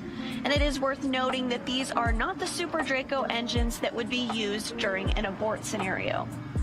About 40 seconds after separation, Dragon's nose cone deploy sequence will begin. It will take roughly 4 minutes for the nose cone hooks to unlatch and open, exposing its guidance navigation controls that will help Dragon autonomously fly to the space station. And lastly, once the nose cone is deployed, the remaining Draco thrusters on the forward bulkhead will be checked. From there, over the next... Stage 2 cryo-helium loading has started. From there, over the next 29 hours, Dragon will be in its rendezvous and approach phases, undergoing a number of phasing burns as it makes its way back to station. All that will be coming up soon, but for now, let's check back in with Shaniqua in Mission Control Houston. Shaniqua? Thanks, Sandra. The flight controllers here in Mission Control Houston are laser focused on the onboard systems of the space station, making sure it is ready to receive Dragon vehicle tomorrow. They're also making sure communication links between the station, Dragon, and the ground are working properly. The consensus right now is that everything is proceeding nominally. Teams here in Mission Control Houston, the teams in Hawthorne, and the astronauts aboard the space station will monitor the autonomous docking of the Dragon spacecraft tomorrow evening. They'll perform a series of leak checks, then work to open the hatches both on the Dragon side and inside the space station's pressurized mating adapter. We expect hatch opening to take place around an hour and a half after docking. And once aboard, the astronauts will be greeted by Station Commander Samantha Christopher Rady, and then the whole station crew will join in for welcoming remarks to the new crew members. Now, due to critical science, this welcoming remarks will be about 90 minutes after the crew is on board. Once on board, the crew members will no longer be referred to as Crew 5, but rather as flight engineers of the International Space Station. Here in Mission Control, Flight Director Greg Whitney is on console overseeing the team for launch, and he will be back tomorrow for docking. We'll be on air continuously through Crew 5's arrival, but live coverage of docking is expected tomorrow around 4:57 p.m. Eastern Time. That's it from now. From Mission Control Houston, I'll toss it back to the team in Florida. Daryl, how's it looking? Well, it's wonderful out here, Shaniqua. Wish you could be here. We got picnic weather out here at the press site and Launch Complex 39, where we are looking out for the launch of Crew 5 from historic Launch Complex 39A, a beautiful sweeping shot of the lawn where we have our special guests, the media, are here. We've got NASA social folks who are out on the lawn, and of course, me and Bob. Bob's riding shotgun here as we take our coverage to the next level at the final 23 minutes of liftoff. Now, from the countdown rather. We are just seconds away from the 5th astronaut rotation mission to the International Space Station under NASA's Commercial Crew program. Commander Nicole Mann, pilot Josh Cassada, and mission specialist Koichi Wakata and Anna Kikana are strapped into their seats inside the Dragon Endurance at the very top of this rocket here. We are listening in to the communications as they talk live to the Falcon 9 team. The rocket is fueling, the operation is doing well, and the launch escape system is armed. Of course, that means Dragon is prepared to launch itself away from the Falcon 9 rocket in case of an emergency on the pad or after liftoff.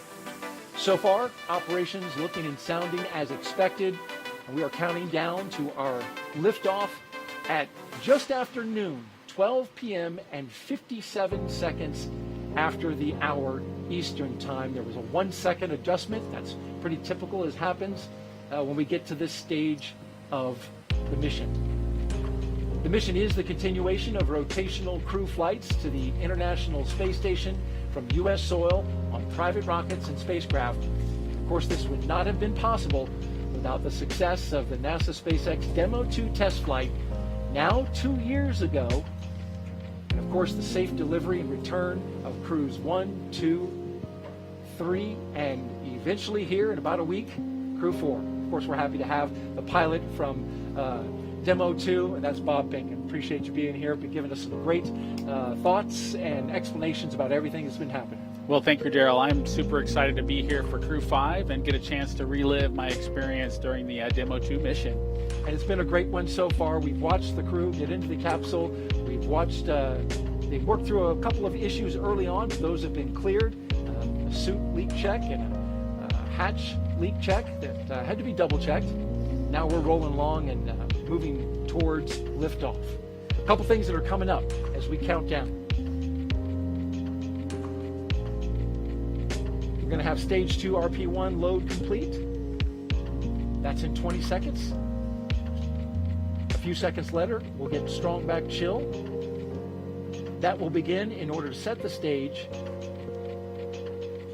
for the stage 2 liquid oxygen load.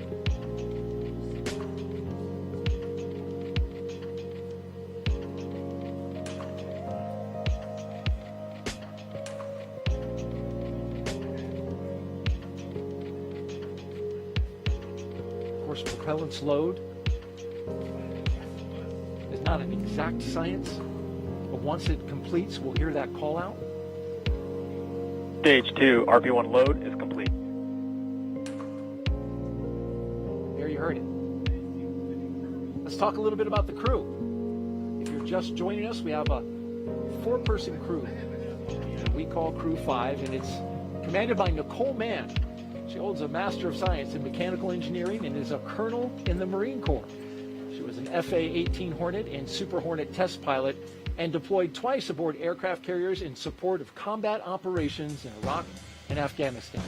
Nicole was selected by NASA in June of 2013 and in the years that followed led the astronaut corps in the development of hardware for our Artemis program. Today, the Crew 5 commander will be flying into space for the first time. Once she reaches space, she will be the first Native American woman to stay on station. A historic first for NASA and for her. Absolutely, Daryl. The astronaut corps is widely diverse, and I'm just proud to see Nicole join that crew on board the International Space Station. With her is pilot Josh Cassada. He grew up in Bear Lake, Minnesota. The physicist and U.S. Navy test pilot flew the P-3C and the P-8A, as well as 23 combat missions. He later became an instructor at the U.S. Naval Test Pilot School, which is a path to NASA for military officers. Cassada is one of more than 100 graduates who have become astronauts, going all the way back to the Mercury program. More recently, he served as capsule communicator and mission control, but today he is the pilot aboard Dragon. It's a seat I know well, and I look forward to seeing Josh support Nicole and the rest of the crew on their way towards the International Space Station. The mission specialist now, Koichi Wakata. He's the veteran, a Japanese astronaut who has a doctorate in aerospace engineering. In 1996, he became the first Japanese mission specialist aboard the Space Shuttle Endeavour for STS-72. Altogether, Koichi flew 4 Space Shuttle missions, a Roscosmos Soyuz, and was on a long-duration stay aboard the International Space Station. During his 2-decade career as an astronaut, Koichi has spent 11 months in space. Bob, you spent a fair amount of time in space yourself. It's great to have a veteran aboard. It absolutely is, and in addition to being a veteran, Koichi just has a wonderful personality that I know is just it's key to kind of success on board the space station. Our second mission specialist is Roscosmos cosmonaut Anna Keegan. She graduated from the Novosibirsk State Academy of Water Transport in 2006. In 2012, Anna officially became a candidate for the position of test cosmonaut. Crew 5 will be Anna's first flight into space, along with 2 of her other fellow astronauts. Now, each of these 4 crew members will be part of Expedition 68 once they arrive at the International Space Station. There you see them there inside Crew Dragon Endurance, the second flight for this Dragon. I'll let you know if you're here locally. You want to step outside and enjoy the launch, you got a small radio, you can pick us up on VHF radio frequency 146.940 on the megahertz scale, and on UHF radio frequency 444.925 megahertz FM mode. You can hear that all within Brevard County, right here on the beautiful Space Coast. And you can see the Stage 2 LOX load has started. Just got the call out that the Stage 2 LOX load has started, putting that liquid propellant into the second stage.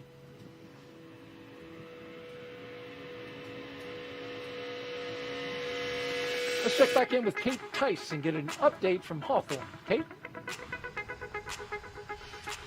Thanks, Daryl. We are T-minus 16 minutes away from launch, and everything continues to look great for Falcon 9 and Dragon. Falcon 9 began prop load at T-minus 35 minutes. The loading of Rp1 fuel on the second stage is complete. That finished at T-minus 20 minutes. Fuel loading continues on the first stage. It is almost complete. That should be wrapping up here momentarily. Densified liquid oxygen loading is underway on both the first and second stages. Those look to be about 80% on the first stage and has only just recently begun on the second stage, so not much there yet. That will wrap up at T-minus 3 minutes and T-minus 2 minutes respectively. Now, as for checkouts of thrust vector controllers, what we call TVC wiggles, those are coming up. We basically check to make sure that the thrust vector controllers are able to actuate the engines themselves. That's what helps create gimbal for those engines, and gimbaling is actually how Falcon 9 steers itself. So those are coming up along with throttle valve checkouts on the engines. The Dragon mission director and team are currently reporting no issues, so really good on that front.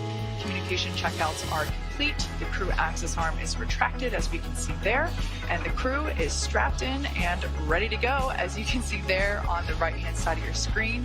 Everybody continuing to monitor prop load there on their crew monitors. Now, final instructions to the crew come at T-minus 10 minutes.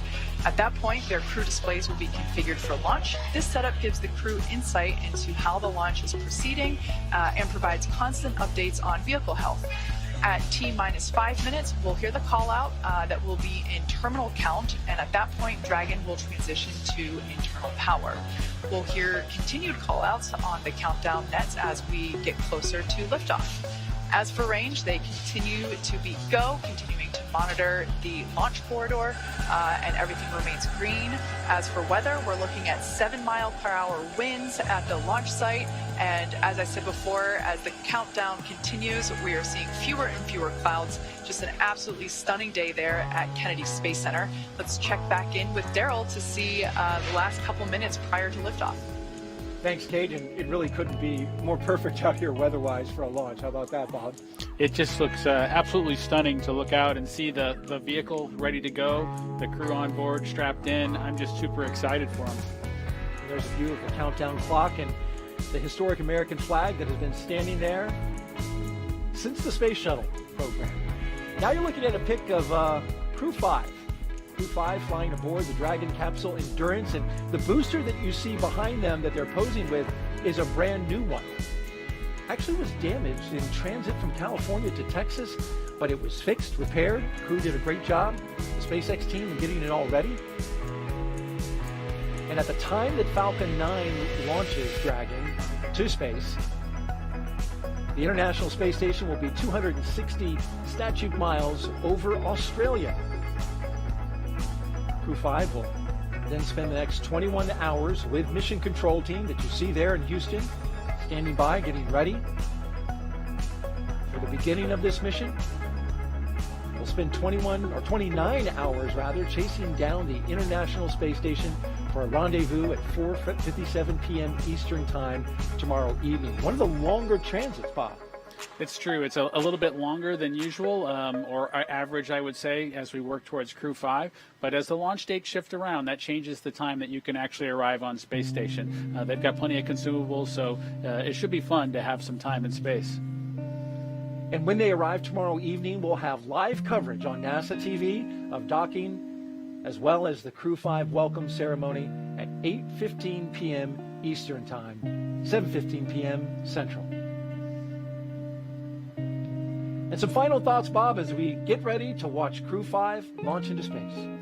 You know, my opportunity to sit here and watch Crew 5 go has just been inspiring again to see another vehicle head towards the International Space Station. Again, I'm excited for them and just hopeful that Nicole, Josh, Koichi, and Anna have just a wonderful mission. I know that they've got a wonderful launch in front of them. Absolutely, and that's what we're rooting for here. And so with T-minus 11 minutes and counting, we're going to spin our chairs around and watch the launch. But we're going to let Kate and the team focus on the pad as we proceed through the final stretch of the countdown. I'll turn it over to Kate Tice at SpaceX headquarters in California to take us through. Take it away, Kate.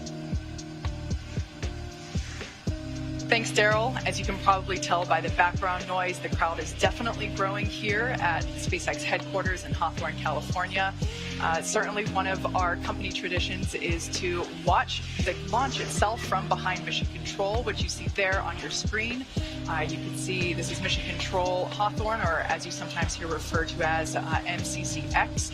And then, of course, a crowd of employees watching from behind. I personally also stand there if I'm not doing the webcast, so I can confirm it's a great spot to watch launch. Like I said, as you can see, the energy is certainly starting to grow now that we're about to hit T-minus 10 minutes. Beautiful view there of Falcon 9 and Dragon on the pad, ready to take Crew 5 to space.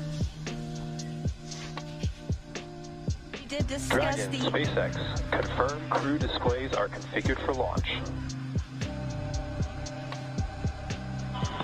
Welcome. We would like to give a huge thanks to the NASA and SpaceX team, the thousands of people for their development, preparation, and training in getting Endurance and Crew 5 to the launch pad today, and your continued support in helping to make this a successful mission.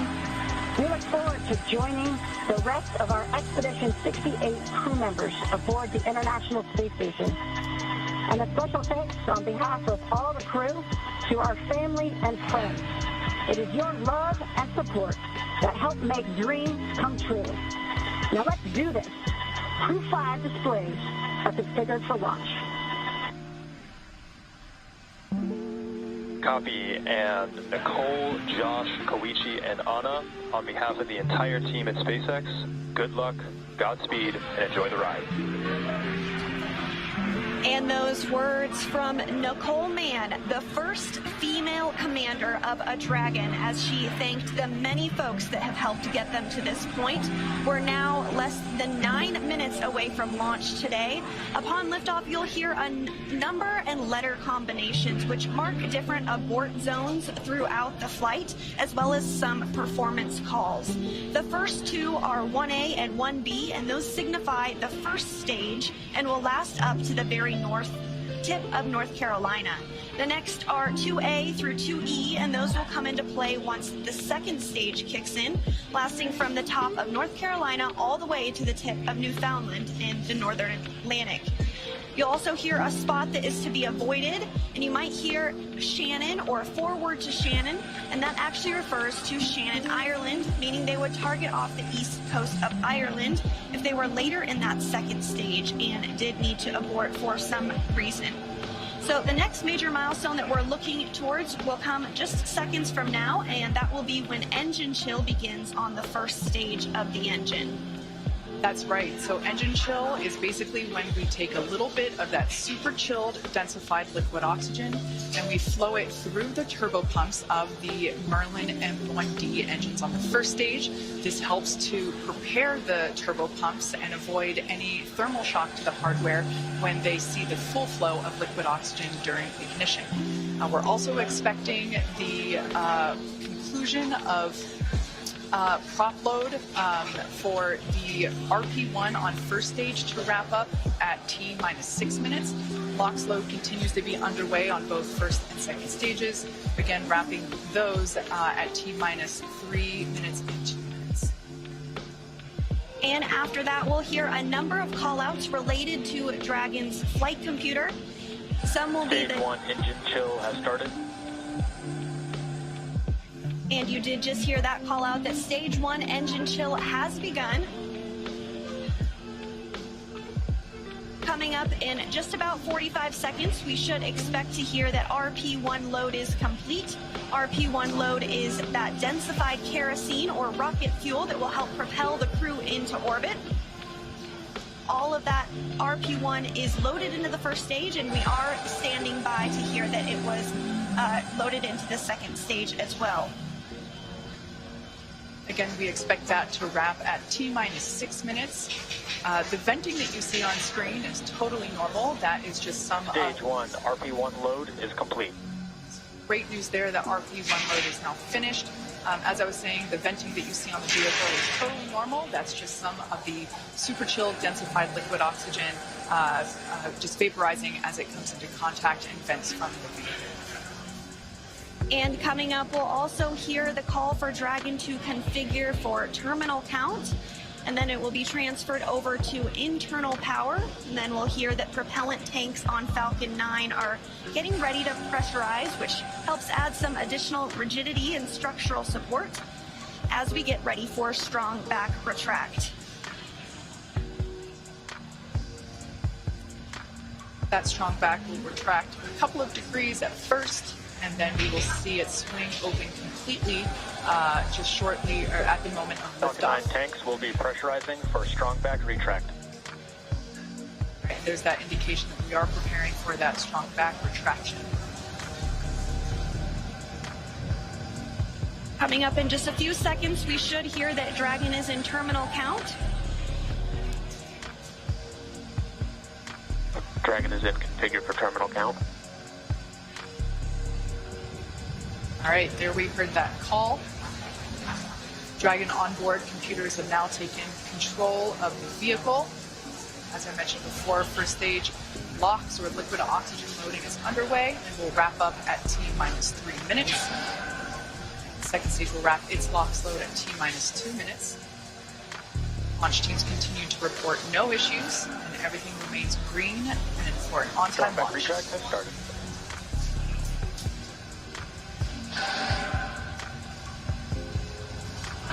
And here in just a couple seconds, you might be able to see the strong back arm as it does begin to retract. As Kate said, it will recline 2 degrees.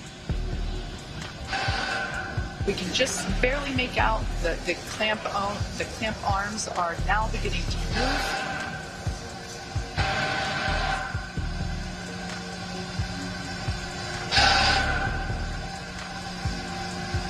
All right, now that those clamp arms are removed, as Sandra said, this will retract by 2 degrees, and then at liftoff, the strong back will retract another to 45 degrees, allowing Falcon 9 to clear. Strong back is part of the transporter erector, and the transporter erector is what provides the liquids, the gases, the electrical connections to the vehicle. It's also what we use to integrate the vehicle in its horizontal position, and we can see that 2-degree retraction just now complete. And the next call out that we should hear in about 20 seconds is that the first stage LOX load is complete.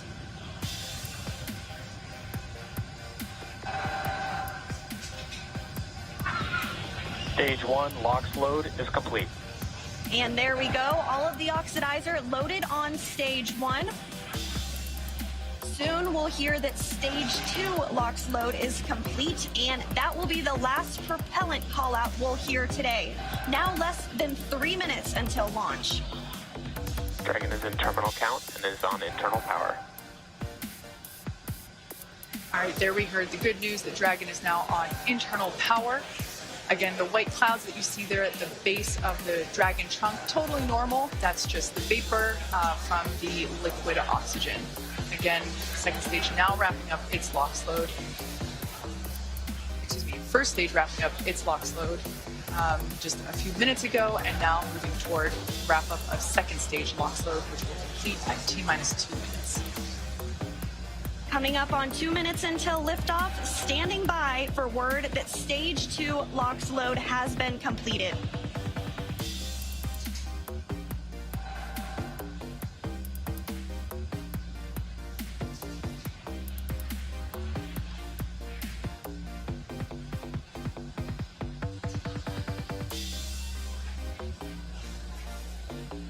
Dragon is in auto idle.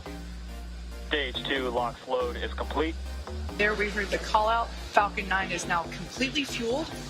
All of its propellants, so closeouts are starting. Expect loud ending. all of its propellants, and we can see that leftover liquid oxygen now being vented or released, now flowing further away from the vehicle. So nearly 1 million pounds of liquid oxygen in Rp1 now on board Falcon 9. It is fully loaded and ready for launch. And coming up at T-minus 1 minute, we'll hear that Dragon is in countdown. Its flight computer will switch to countdown mode, and we'll hear that the flight termination system on Falcon 9 is armed. STS is armed. Falcon 9 is in startup and is now controlling. And there you heard it. Dragon is in countdown. Dragon's flight computer in countdown. The flight termination system now armed. Should get the final go for launch from SpaceX launch director Mark Surtees. Dragon, SpaceX. Godspeed.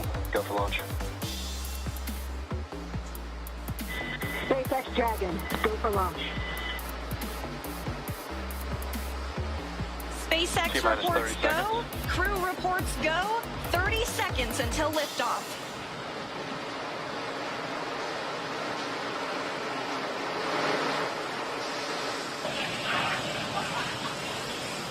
T-minus 15. 10, 9, 8, 7, 6, 5, 4, 3, 2, 1. Ignition. Engines full power. And liftoff.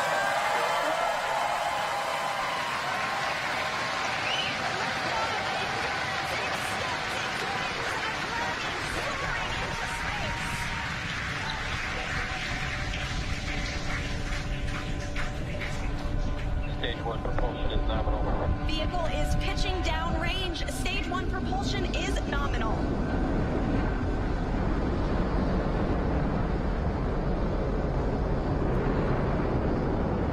We're now at T plus 35 seconds into the 5th rotational crew mission on board Dragon and Falcon 9.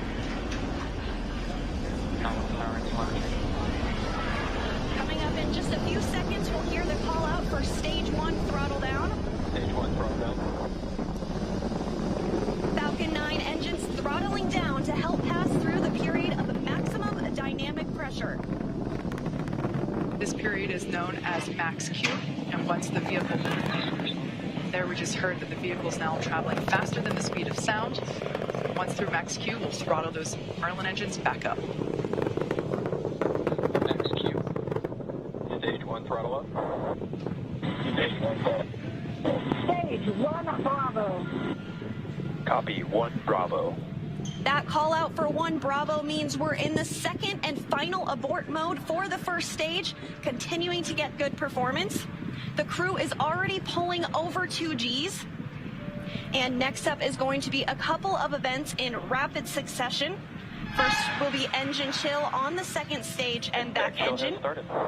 And there you heard that call out. And then we'll have MECO, or main engine cutoff, where the 9 engines igniting will cut off in preparation for second stage separation. Then we'll see the single Merlin vacuum engine on the second stage ignite and continue to carry the Crew 5 astronauts to orbit.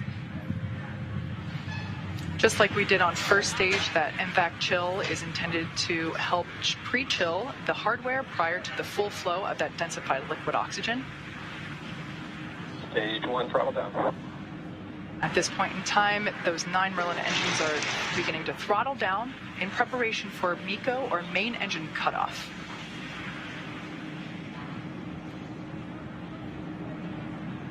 Standing by for MECO. And MECO.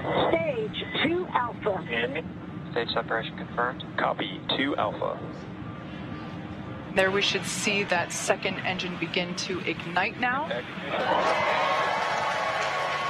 obviously confirmed by the loud cheer behind us here at Mission Control Hawthorne. And we're also in 2 Alpha for the aborts if needed. Again, second stage is lit and continuing to carry the Crew 5 astronauts into orbit. We're now getting a view of the first stage after that stage separation. The second stage still being illuminated by that single Merlin vacuum engine, and that's on the right-hand side of your screen.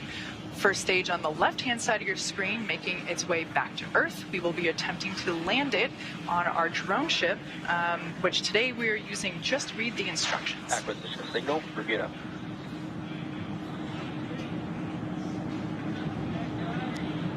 And we did hear that acquisition of the ground station in Bermuda.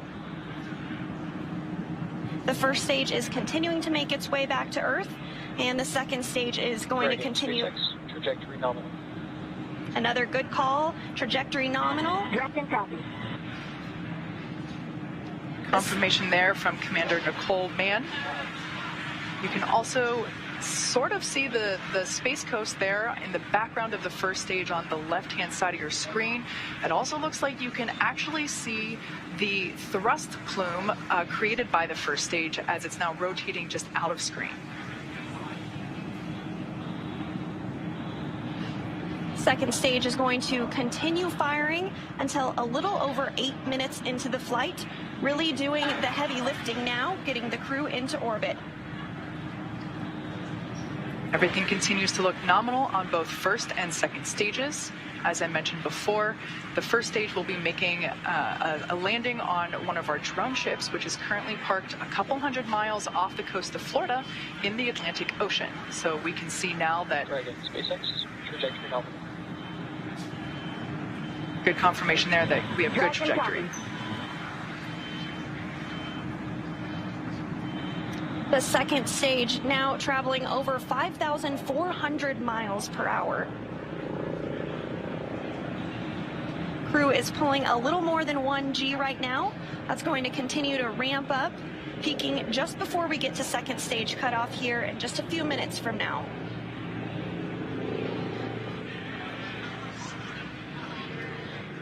First stage will be performing 2 separate burns, a re-entry burn where we reignite 3 of the Merlin the Merlin M1D engines on the first stage. We ignite the center engine into radial engines to help slow it down as it re-enters the Earth's atmosphere. And then the second final burn, and that will be the landing burn on our drone ship. And the single MVAC engine that you see... Trajectory nominal. The single MVAC engine that you see on the right of your screen is continuing to fire. We did hear another call out that trajectory is nominal. Crew heading in the direction that they are supposed to be. This single engine can produce over 220,000 pounds of thrust in the vacuum of space. Now over 200 kilometers in altitude. We will start to hit events now in a rapid succession as the first stage continues to make its way back to Earth and the second stage continues its burn. Just a couple minutes left in that burn. For those of you just joining us, just over 6.5 minutes ago, our 4 Crew 5 astronauts launched from Kennedy Space Center in Florida, and they are now making their way into orbit on the second stage inside Crew Dragon. Trajectory nominal. Which we're hearing that the trajectory on that is nominal. Dragon copy. They are safe inside Dragon Endurance, whereas the first stage on the left-hand side of your screen is making its way back to Earth. We are coming up to the re-entry burn, which, as I said before, we ignite 3 of the 9 Merlin engines to help slow the booster down as it re-enters the dense part of the Earth's atmosphere. As the entry burn completes, we'll be in the final... Stage 1, entry burn startup. So there we heard the call out. You can there see it on your screen that that entry burn has been initiated.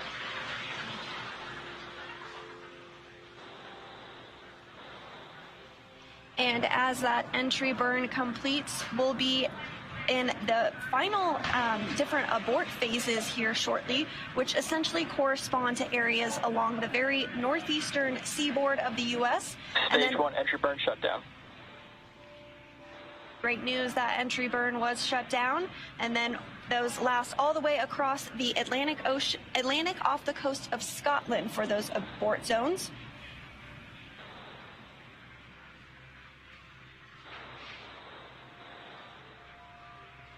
Everything continues to look nominal for both the first and second stages.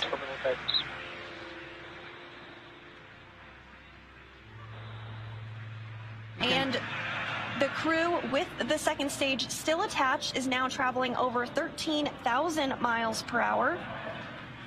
We're about 10 seconds away from SECO 1. Copy, Shannon. Shannon, Stage 1, transonic. That call out for Shannon, Ireland, indicative of our final abort zone. After this, we'll see second stage shut off, and we'll be listening for confirmation of a good orbit, which tells us the crew and Dragon are exactly where they need to be. And there we had confirmation that the Stage 1 landing burn has shut down simultaneously. The entry... Dragon SpaceX nominal orbit insertion. And you heard that call for a good insertion. We will coast for a few minutes. There we can see the drone ship coming into view as Falcon 9 attempts. The Stage 1 landing leg deploy. You can see those landing legs have now deployed. And as you can see on your screen, and you can hear by the clapping and cheering behind me, Falcon 9 has landed on our drone ship, just with the instructions, parked off the coast of Florida. And again, that second stage separation will be coming up just a couple of minutes now. We do coast for a few minutes after second engine cutoff to allow any rates or motion to dampen out and settle. And looks like we're going to get a view of the second stage as it separates here shortly. We did hear that the crew has been successfully inserted into a good orbit.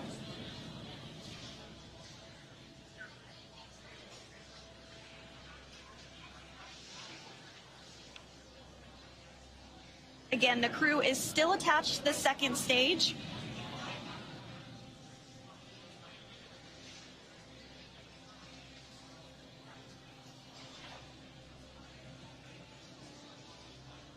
We are expecting stage separation to occur in just over a minute from now, about 1 minute and 8 seconds. And that's when when the second stage will separate from the Dragon trunk. The Dragon trunk is the part of hardware where we are able to house the cargo that is able to be exposed to the vacuum of space, as well as the solar panels which help power Dragon while it is on orbit.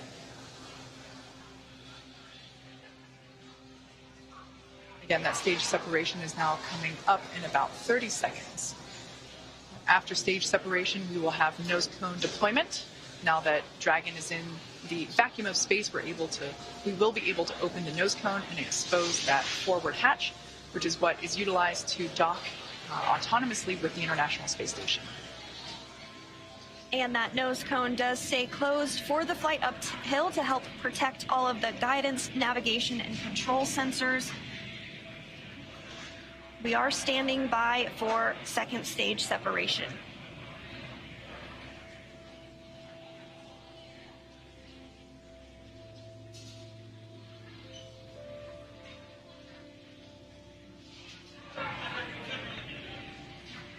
And there is separation. Dragon separation confirmed.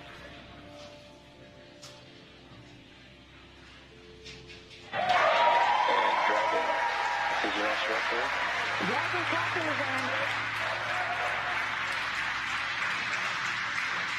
Dragon, this is your launch director on Dragon. On behalf of the entire launch and recovery team, it was an honor and a pleasure to be a part of this mission with you. And while October 3rd may belong to the Mean Girls, October 5th will forever belong to Crew 5. Godspeed, Endurance. Cheers.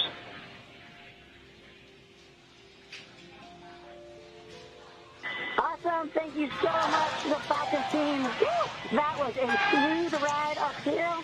You got 3 rookies that are pretty happy to be floating in space right now, and 1 veteran astronaut who's pretty happy to be back as well. Let's see what you got to say, Kluchi. Falcon team, it was a smooth ride, and I see all the 3 happy faces here back in 0G, and I appreciate all the help to give us a smooth ride and training, and thank you so much. ジャックさんの支援隊の皆さん、非常にスムーズな打ち上げでした。打ち上げご支援していただいた皆さん、応援に駆けつけてくださった皆さん、ありがとうございました。この調子でチームワークを持って頑張ります。Thank you for your support. Anya. Thank you, Falcon 9 and fellow agencies, to Cosmos, NASA, and JAXA, and SpaceX exactly for giving us that opportunity. We're so glad to do it together. And thank you for everybody, for all people who with us. Спасибо большое всем агентствам, Роскосмос, НАСА, JAXA и, естественно, SpaceX за предоставленную нам возможность. Мы рады всем экипажам делать то, что мы сейчас делаем. И большое спасибо всем людям, кто сейчас с нами.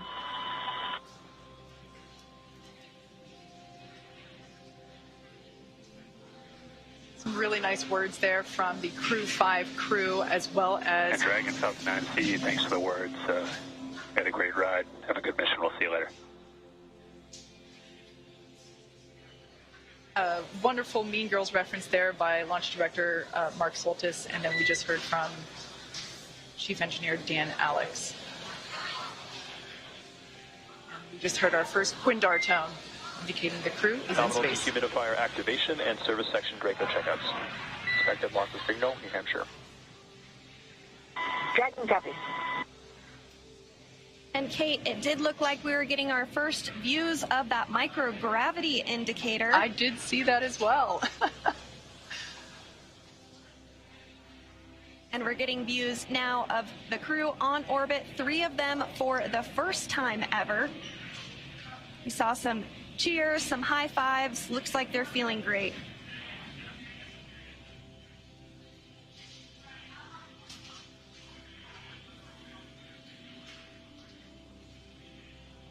Hopefully we can see that 0G indicator float back into view and hopefully get a better shot of it. I couldn't quite tell what it was, although it kind of looked like it may have been an Einstein doll. But that's just kind of what it looked like from the backside. I think you're right, Kate. It looked like a baby Einstein to me. So the next milestone that we're looking ahead towards is the nose cone opening.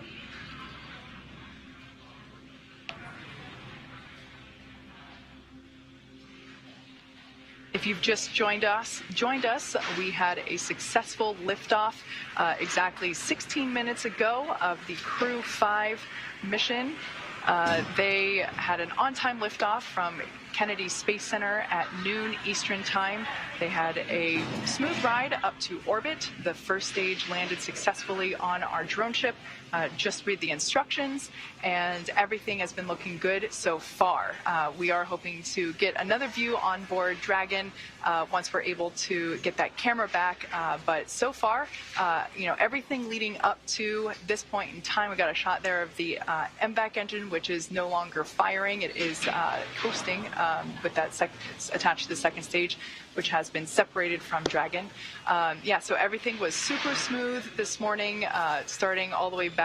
I think we got here around T-4 hours, and super smooth countdown. Beautiful day from Kennedy Space Center. It looked like a gorgeous view from where Daryl and Bob were sitting. But yeah, we are standing by for the nose cone opening. Now that the Dragon spacecraft is in space, we are able to loss of signal, keep inland. We are able to open up that nose cone and expose the forward hatch, which is what is utilized to autonomously dock with the International Space Station, but of course to protect that hardware as well as protect the guidance and navigation control hardware. We keep that nose cone closed during launch preparations and during the ascent portion. So as you can saw there momentarily, Dragon is in space, and the Crew 5 astronauts, all 4 of them are floating, or they will be able to float soon. We're hoping to get another view of that zero-G indicator once we're able to bring onboard cabin views back to you of the Crew 5 crew. We always like to see what the zero-G gravity indicator is. As you saw earlier in the webcast, Bob actually brought the zero-G indicator that he and Doug used on the Demo 2 mission, a lovely sequin dinosaur, which I also have one at my desk. Bob obviously has the one that went to space. Mine is a replica, but we love seeing these zero-G indicators. It's a really nice way to connect those of us on ground with the folks up in space. So as I said before, we are anticipating nose cone deployment shortly. I'm going to do a quick check-in, and there we can see now the nose cone, the hooks have been released, and we see that nose cone moving with a pretty up-close shot.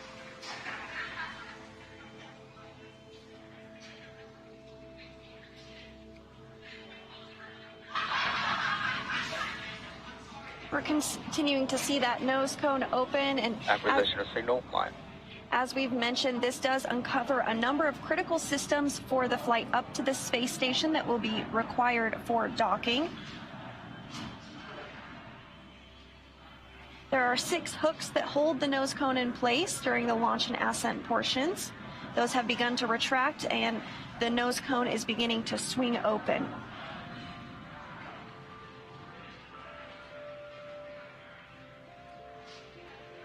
The nose cone is about 2/3 of the way open at this time, so we do expect it to be fully open here shortly.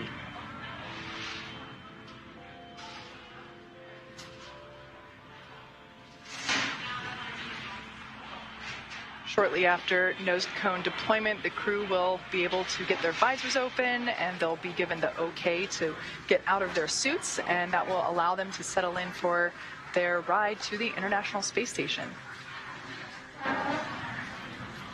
It is about a 29-hour journey for the crew from launch to docking to the space station, but as you said, they'll be able to get out of their suits, get comfortable, get some rest, and just enjoy being in the microgravity environment of space.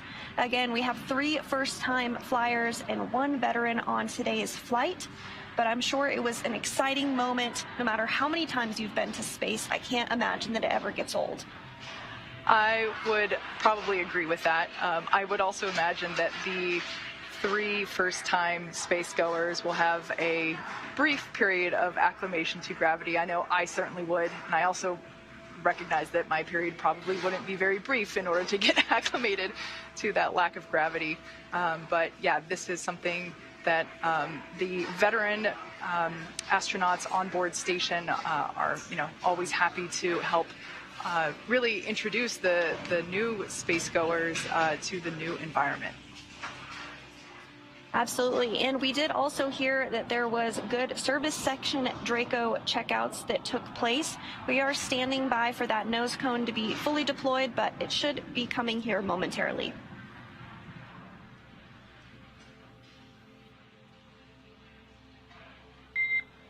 Dragon, we see a nominal nose cone opening, TCS, and forward bulkhead Draco checkouts.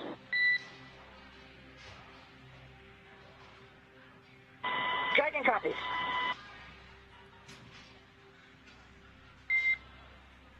Next burn is the upcoming phase burn per your displays. We see the phase burn in 28 minutes. Good readback.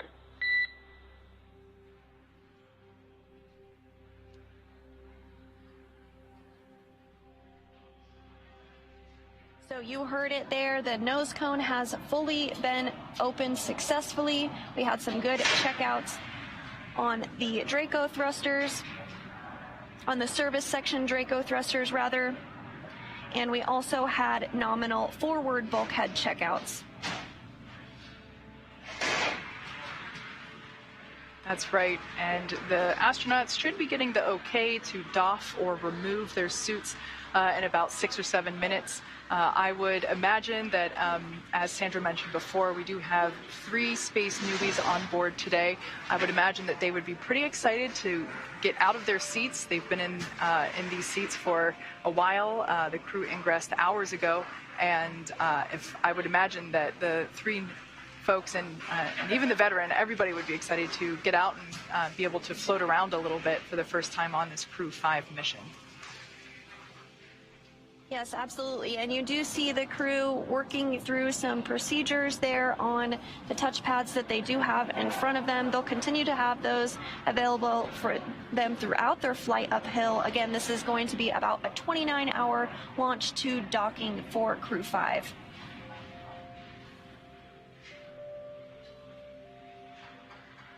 It seems as though that 0G indicator may have floated out of view, perhaps up above the crew displays. We can see that the visors are up. Dragon, SpaceX, environments are looking good for suit doffing. For today, we can leave the camera configured for a little while longer, but at this time, you are go for 4.012 and 4.300. As a reminder, please stow the suits with the visors closed. I'll copy. Okay, Dragon copies. We are go for 4.012 and 4.300. We're going to keep the cameras configured, and when we stow the suits, we'll do it with the visors closed. Good readback. At this time, you're also go to tell the world a little bit about that stowaway we saw shortly after second engine cutoff.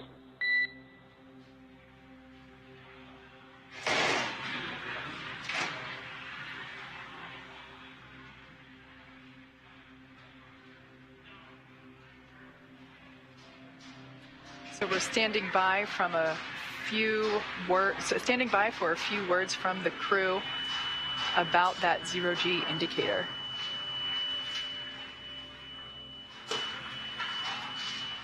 And there it is.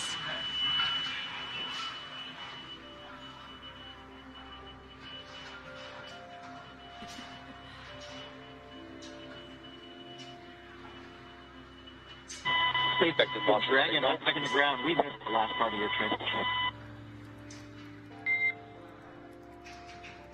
And no worries, repeating my last on there, I was going to have you all talk a little bit about your 0G indicator, but we can hold that off for the next ground station pass here for Dubai. At this time, what I'll do is I'll take the cameras external for suit doffing, and then you let me know when they're allowed to come back on board.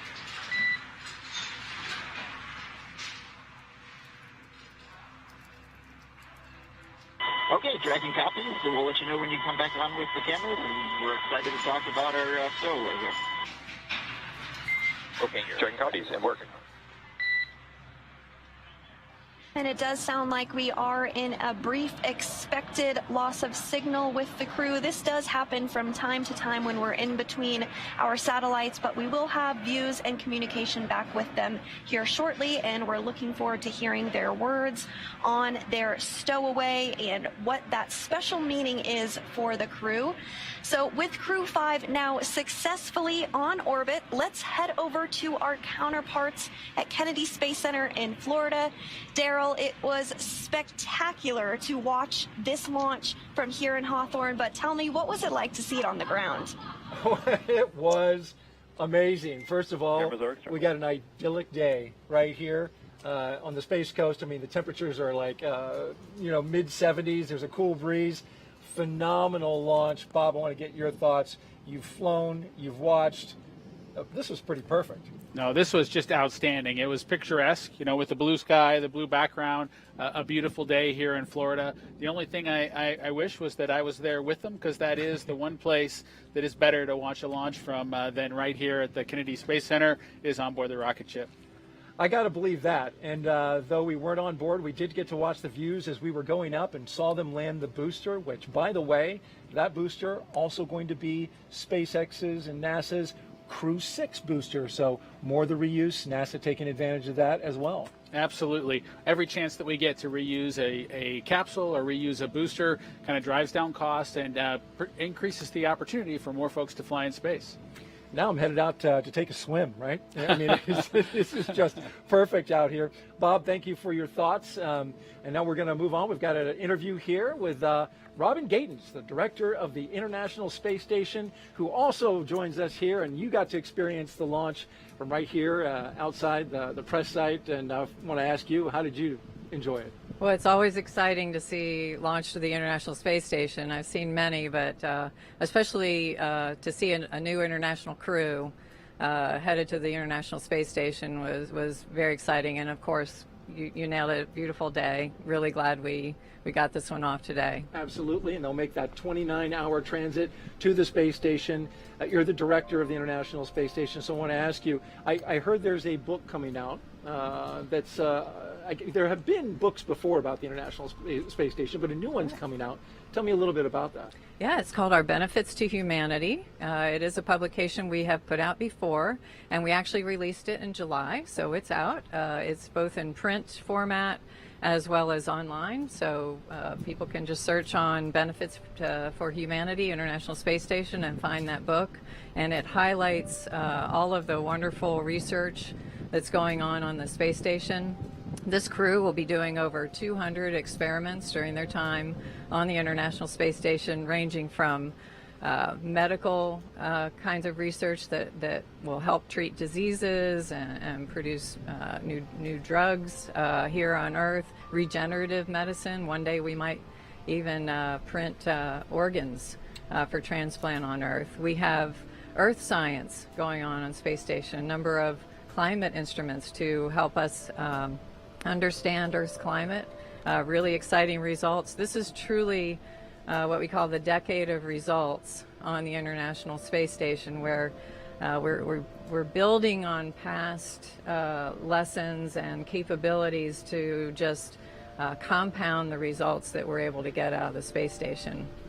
And 235 investigations, 76 new ones, and you mentioned the decade. 2 decades, more than 2 decades, the International Space Station has been operating. You mentioned some of the science that they're going to be doing. Now I'm wondering if you have a favorite that you've kind of identified, like, oh, I can't wait to find out the results of that. Well, I've been tracking a lot of them. I'm really excited about some of the medical things. We're flying again a payload by a company called Lam Division, and they're producing retinal implants that could be used to help patients with ocular degeneration. So that's really exciting. I'm excited about what we're learning, with respect to the climate. We got brand new climate instruments up on board. We've got companies learning how to make better products through their research through the ISS National Lab and their work on the space station. So I'm also excited about plant research going on Space Station. I think that's not only important for future exploration missions, but also to help us grow plants in harsh environments, small spaces here on Earth. And also NASA, while doing all of that, is continuing to work towards its ultimate goal of getting to the moon, going back to the moon and sustaining our presence there. A lot of technology at the station that works towards that end. We want to actually pause, though, for 1 second, because we understand that one of the astronauts, Josh Cassada, has a statement that he is going to make. It is relatively about his zero-G indicator, which, if you saw in the coverage, it was I don't know if it was a baby Einstein, Bob, but it was a little Einstein. It definitely looked like a small Einstein, but we'll listen to Josh and hear exactly the details.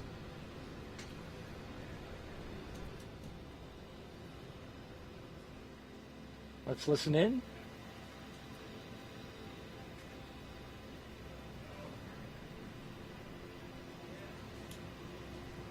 Again, waiting for astronaut Josh Cassada with a special message. And Dragon, cameras are internal. SpaceX.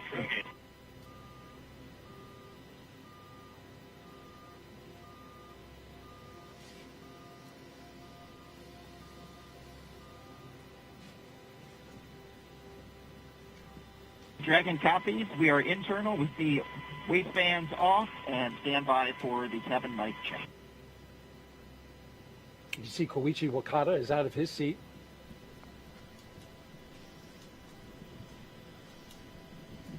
Yeah, this SpaceX Dragon from the cabin mic comm check. And Koichi, I've got you 5x5. How me? Mike, we have you loud and clear also.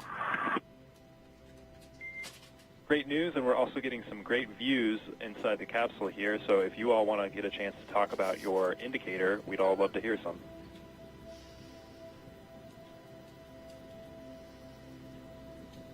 Absolutely, Mike. So, a couple years after he come up with his groundbreaking theory of special relativity, Albert Einstein, in his mind, still had a couple loose ends to tie up. While he was sitting in the patent office, because he wasn't famous yet, definitely should have been, he had what his happiest thought of his entire life. That thought was, a person in free fall doesn't feel their own weight. That thought, along with some others that he built upon, led to general relativity and our understanding of gravitation and curvature of space-time. We're experiencing Einstein's happiest thought continuously, like the International Space Station has been doing for over 20 years. On Crew 5, call this little guy our free fall indicator. We're here to tell you there's plenty of gravity up here. In fact, that's what's keeping us in orbit right now and preventing this trip on a Crew Dragon from being a one-way trip. A little bit like life. We live in the same world, we live in the same universe. Sometimes we experience it in a very different way from our neighbors. We can all keep that in mind. Hopefully we can all continue to do absolutely amazing things, do it together.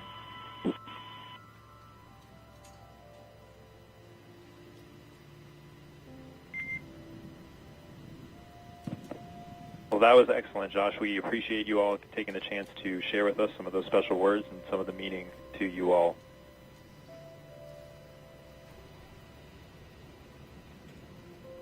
I'll tell you, my crewmates are just happy that we didn't break out a dry erase board and get into more details.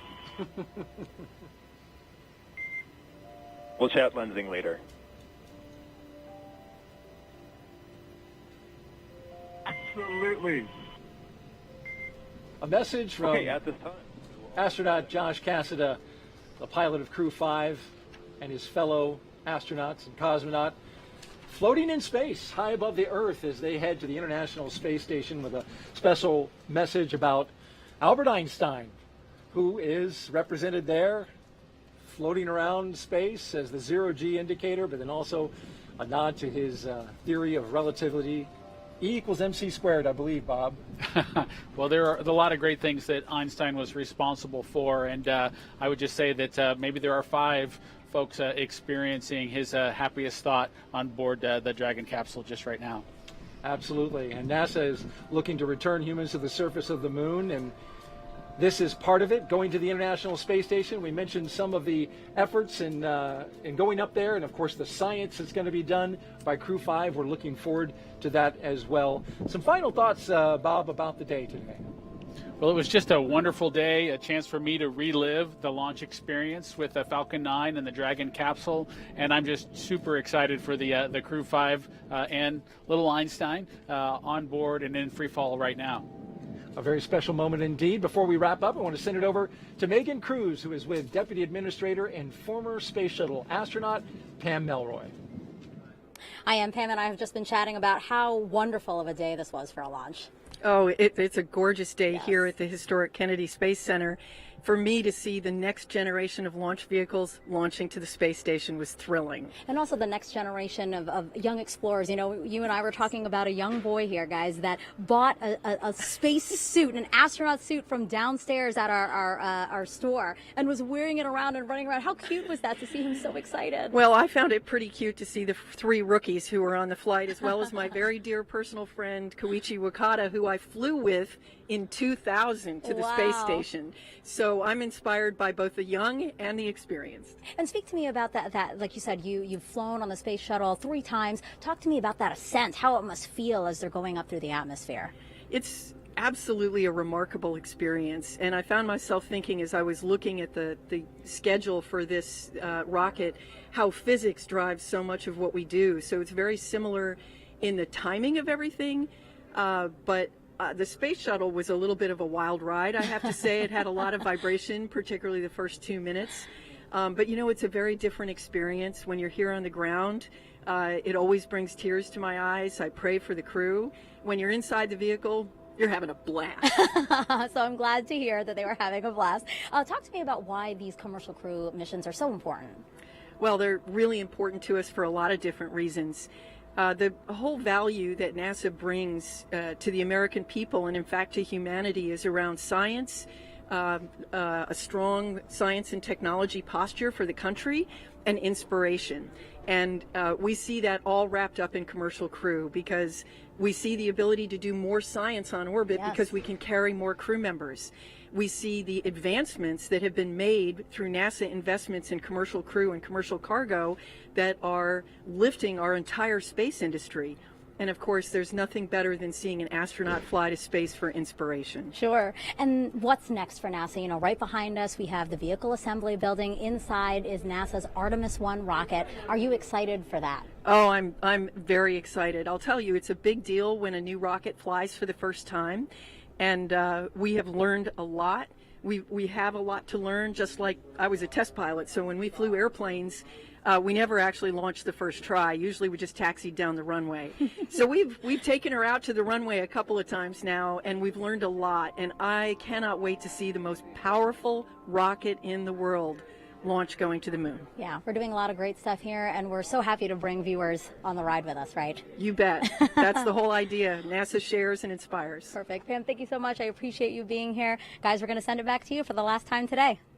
Thank you very much, Megan. Great job out there. Appreciate it. And Nicole, Josh, and Koichi and Anna are now on course to arrive at the International Space Station around 4:57 p.m. Eastern Time tomorrow. And of course, NASA TV will stay on the air for continuous live coverage along Crew 5's entire ride to station.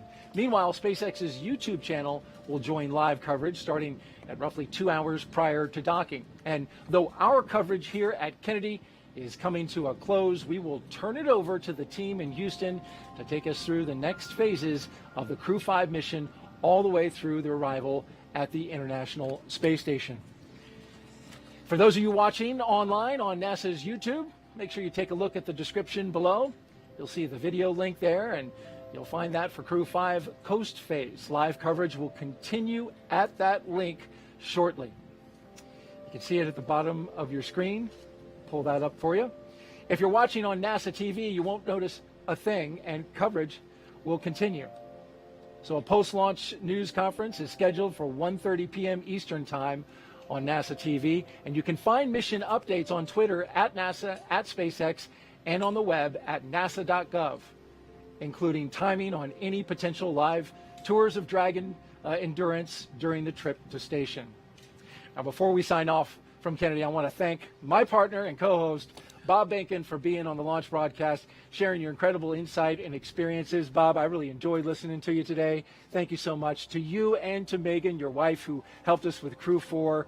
We look forward to hearing more from your family, as well as maybe seeing Theo on a future launch broadcast. Well, thank you, Daryl. I very much appreciate that. And, of course, thank you to my wife and my son and our dog Shadow for joining us for a short period of time during today's broadcast. And, again, I just want to echo Deputy Administrator Pam Mulroy's words with it's been an exciting year.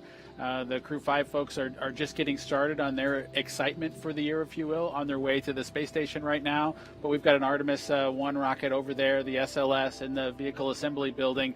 Looking forward to seeing that back out on the pad and getting her launched later this year. Coming to a launch pad soon, mid-November, we all hope, and we're looking forward to that as well immensely. Huge thanks to all of our guests for joining us today, and thank you to all of you for watching. Here now are the highlights from the journey we took today, and just a reminder from here at the Kennedy Space Center to keep looking up.